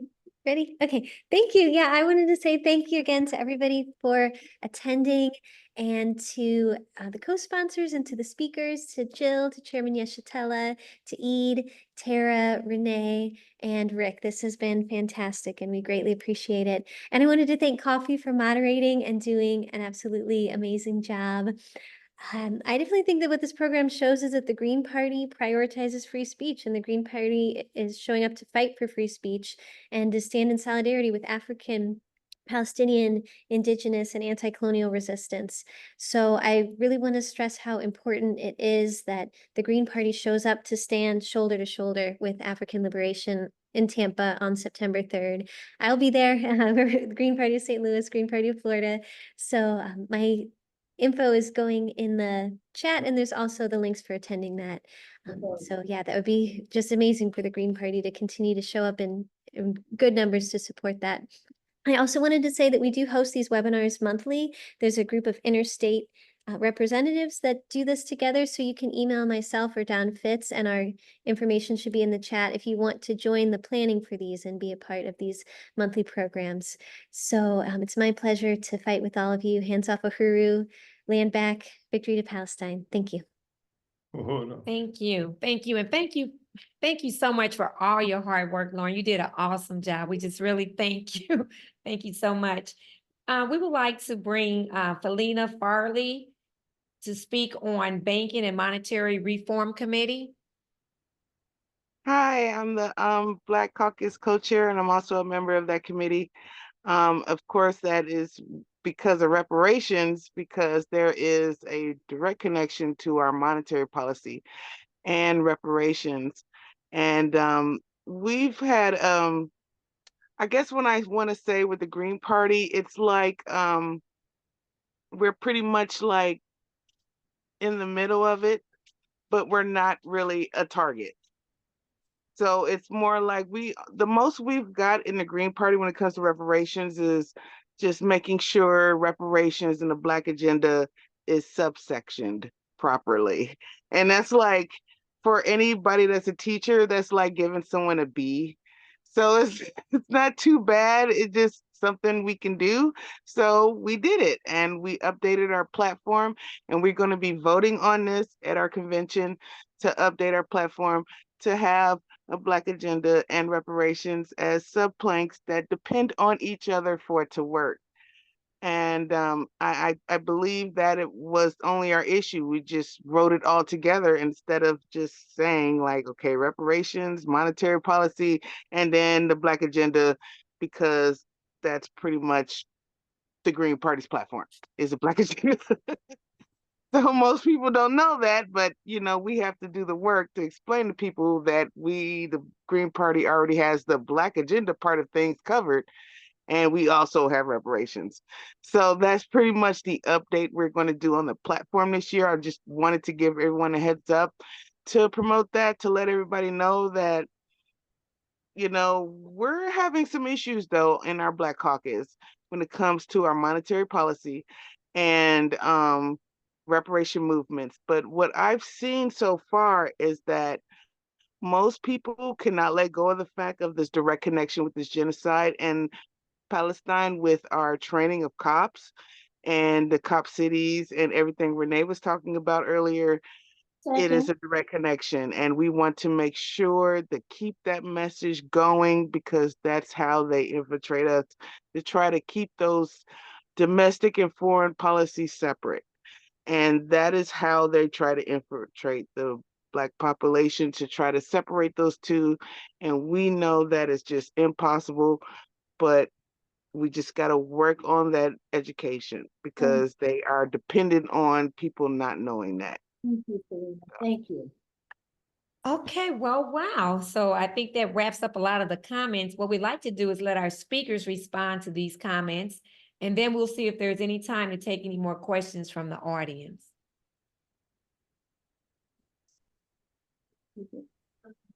Okay, well, we're gonna just go right ahead. We've been on here a while. We're gonna go straight to closing comments, and I'd like to ask the speakers if they would like to make any closing comments. I would like to let everybody know that part of the summer project that we're involved in right now includes we're running Akilia Nai for City Council in St. Petersburg, Florida. Some of you are probably familiar with the fact that she was initially one of the unindicted co-conspirators, and it was her campaign in 2017 and 2019 for reparations and against gentrification that they claim the Russians paid for. They didn't indict her yet. So she's running now for city council.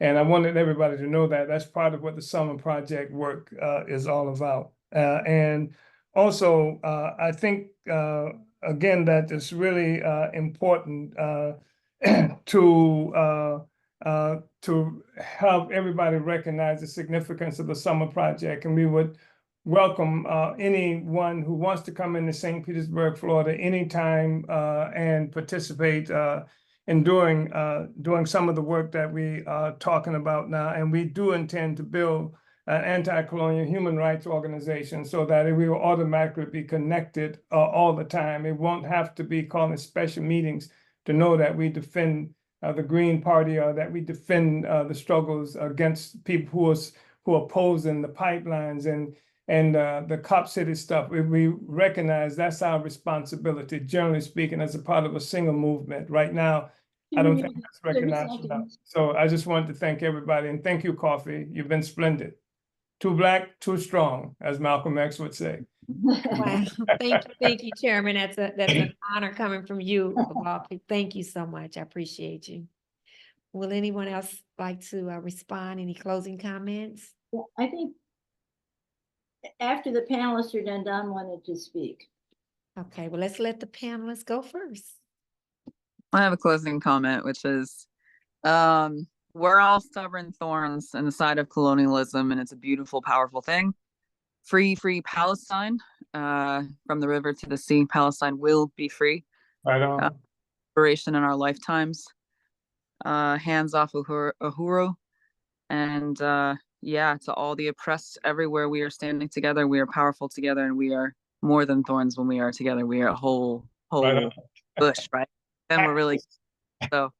Yeah, they're not backing down. We're not backing down anytime soon. Appreciate you all. You're welcome. Blessings. Thank you. Thank you. Look And like if I could, I just want to add that I really want to encourage people to read and to pay attention and to look for information, because the goal of media and the narratives and everything that we are presented with is to give you everything that they can give you to distract and to keep you away from the truth. So please, please take the time in all time. And it's hard with people are trying to work, they're trying to eat, they're trying to keep their houses. There's so much going on in the world, but please, please, please take the time to understand that the goal is to keep you distracted and to propagandize you, and you must be able to find the truth. Thank you. Thank you. Madam President, you're on mute, I believe. Okay. It's always better when we can hear your voice. Yes. So again, big thank you to everyone, to all the organizers, Don, Lauren, Coffee.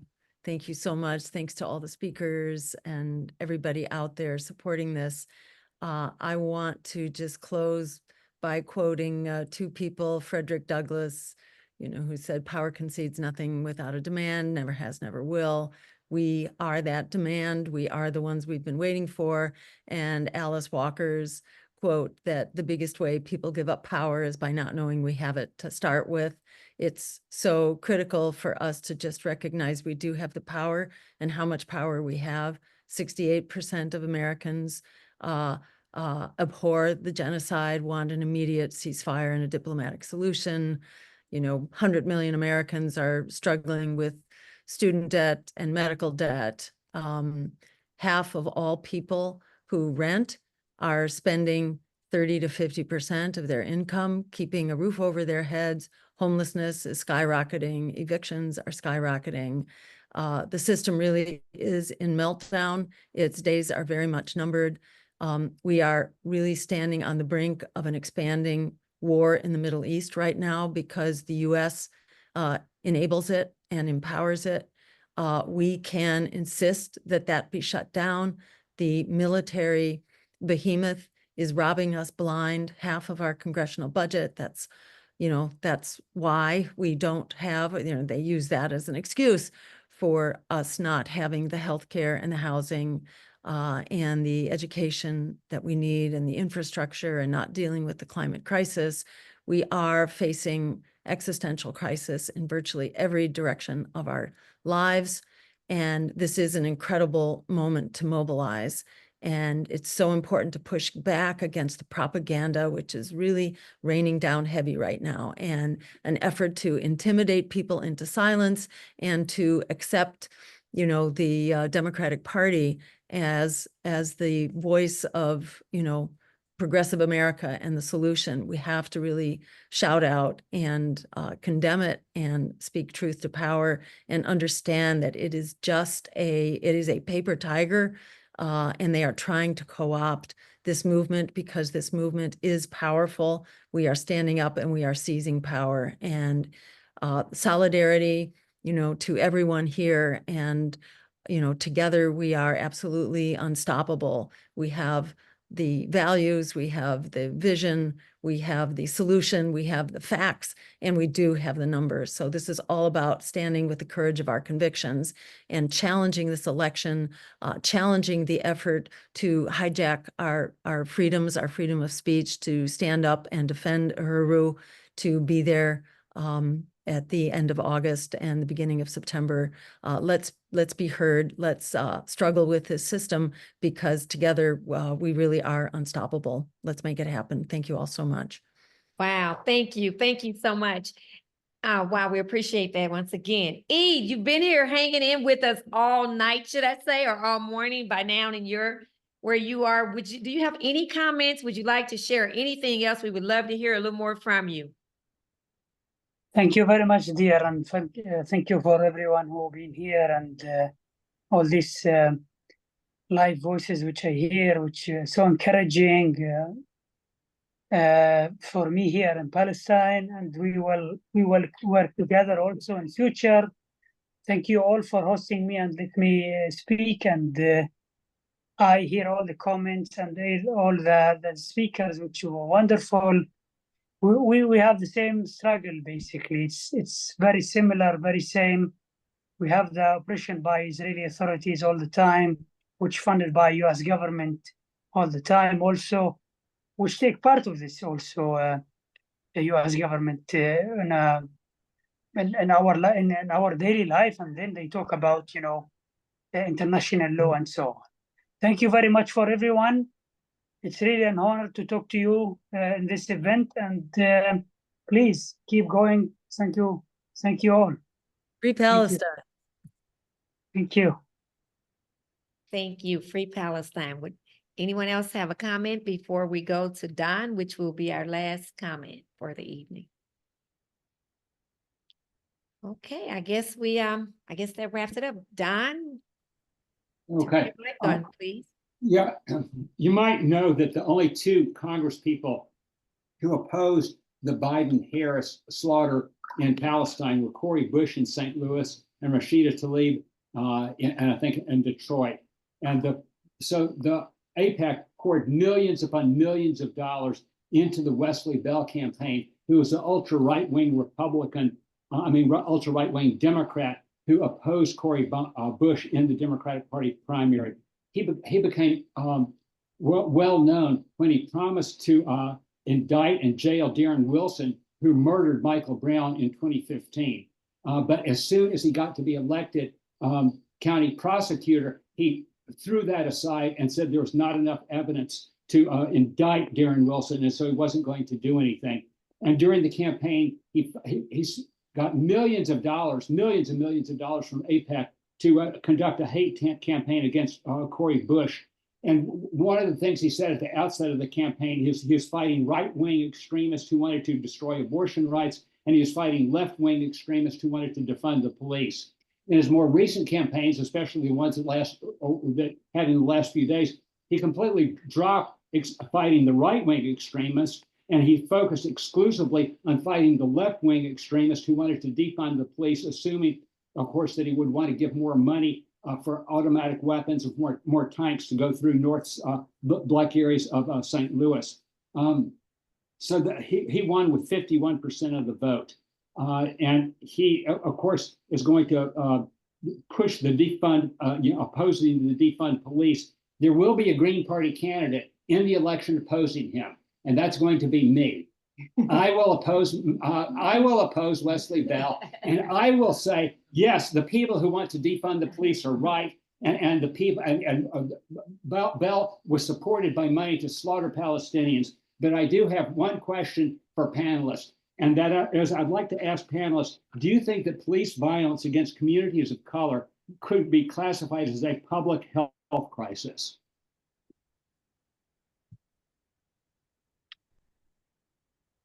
Yes.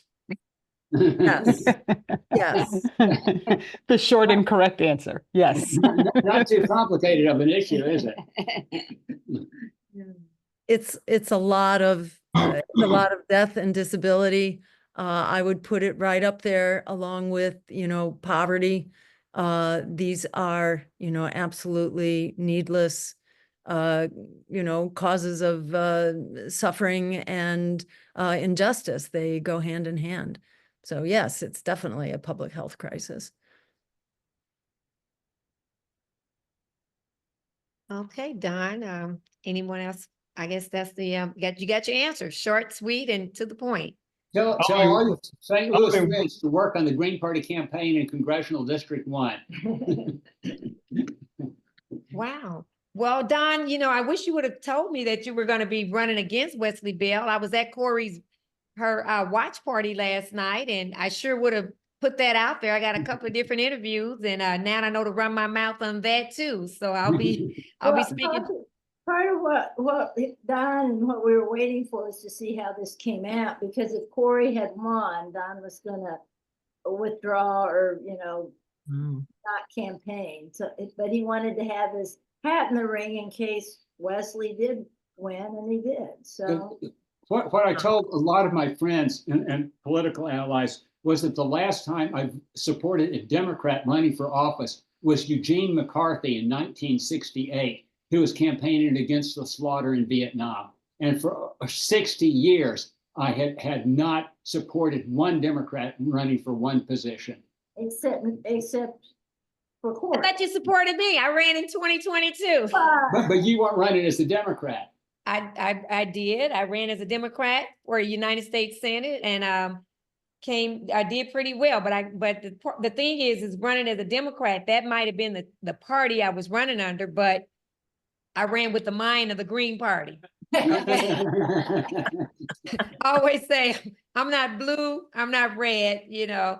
So you put it together, that's purple. But I'm all for Green Party. I appreciate the support that you all has given me, and I try to be there to support you. And I consider myself a Green Party, and I'm voting Green Party. And thank you so much. And I'm glad that you're running, Don.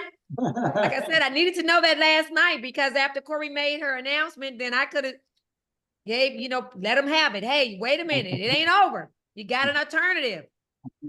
Well, Yeah, and Don, tell us, is there a Republican running in that race? The congressional district is so overwhelmingly Democrat. Yeah, would not be surprising if I actually beat the Republican. I mean, it's like the vote will be 90% Democrat, you know, in a typical election. Well, Don, your position on the Uhuru 3 is better than Corey's was. What was Corey's position? None at all? Couldn't find her, none. We couldn't locate her. She wouldn't answer calls. We went by her office, sat in. We couldn't locate her at all. So you have a much better position on the Uhuru 3 than Corey had. I did not know that, but what I did know was that I read an article several years ago that Cori Bush spoke out against the funding the war in Ukraine. And after speaking out in the House against the war in Ukraine, turned around and voted in favor of giving the Biden-Harris team the billions of dollars they wanted to kill Russians. Yeah. So everybody I talk to, I tell her, I don't think that Cori is perfect, but I think there is a distinct issue, a distinct difference in the Palestine issue. That Cori Bush definitively supports the right of Palestinians, while the Wesley Bell definitively is funded by AIPAC. And that's Wesley Bell hustled the Black community. He achieved some kind of notoriety, as you mentioned. There's still issue around Darren Wilson, you know, the guy who murdered, Mike Brown, you know, that brought us to St. Louis, brought me to St. Louis, and is responsible for much of the work that we've done there. And so, you know, yeah, your position was much better. And we tried to get in touch with Cori Bush. And by the way, there's an article, somebody has put out something that claims that me, Zaki Baroudi, turned Cori into a Russian asset, and that to me, Zaki Baroudi, Cori, people who, the mayor of St. Louis, all of us working, for the Wagner Group, funded us in the economic projects that we have in St. Louis. And we're talking about this for African people, and the Russian groups, the Wagner Group killing Africans on the continent of Africa are funding us. So this, and Cori's, they got Cori, Zaki, me, all of us locked into this lie. This is part of the same, Omali, you're old enough to remember the House Un-American Activities Committee. Yeah. and I mean, it's the same. Yeah, we remember 60 to 70 years later, it's just history revisited. Okay, as timekeeper, I'm being told I'm not doing a very good job. So everybody's time is up now. That's the colonizers' time is up. Bingo. Thank you so much. Thank you, comrades. It's been a pleasure. Thank you, everybody. Thank you so much. Thank you, everyone. Good night. Thanks, Okay, but look, I Nice have to to meet thank you, Gloria. everyone. Thank you. Compa, Yeah, let me compa, just thank everyone Gloria. for coming. Thank Thank you you. for Guru. coming. This was a Thank great you. program. On the West Bank. Thank you again. Okay, look, check Guru. the chat links, family. Bye, Please please be sure to check the chat links to RSVP for Jill's VP announcement tomorrow evening. Make sure you register for September's. It's been delayed, and there will Oh. be another email that goes out about that. Oh, okay, confirming okay. Exactly Well- when that will be. Yeah, it's being postponed till next week. Great. Okay, great. Yes, Well, thanks. but definitely come next week, and Come next week. you'll We you'll have- get info. Right on. Thank We you. need time. It's time to go to bed. Yeah.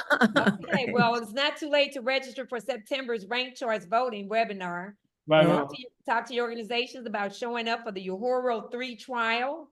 Links are posted for ways to support Palestine, follow Tara's work and the Guinea Collective, follow Renee and the Black Liberation Media, and you can check with Jill Stein for 2024 updates on Green Party ballot access.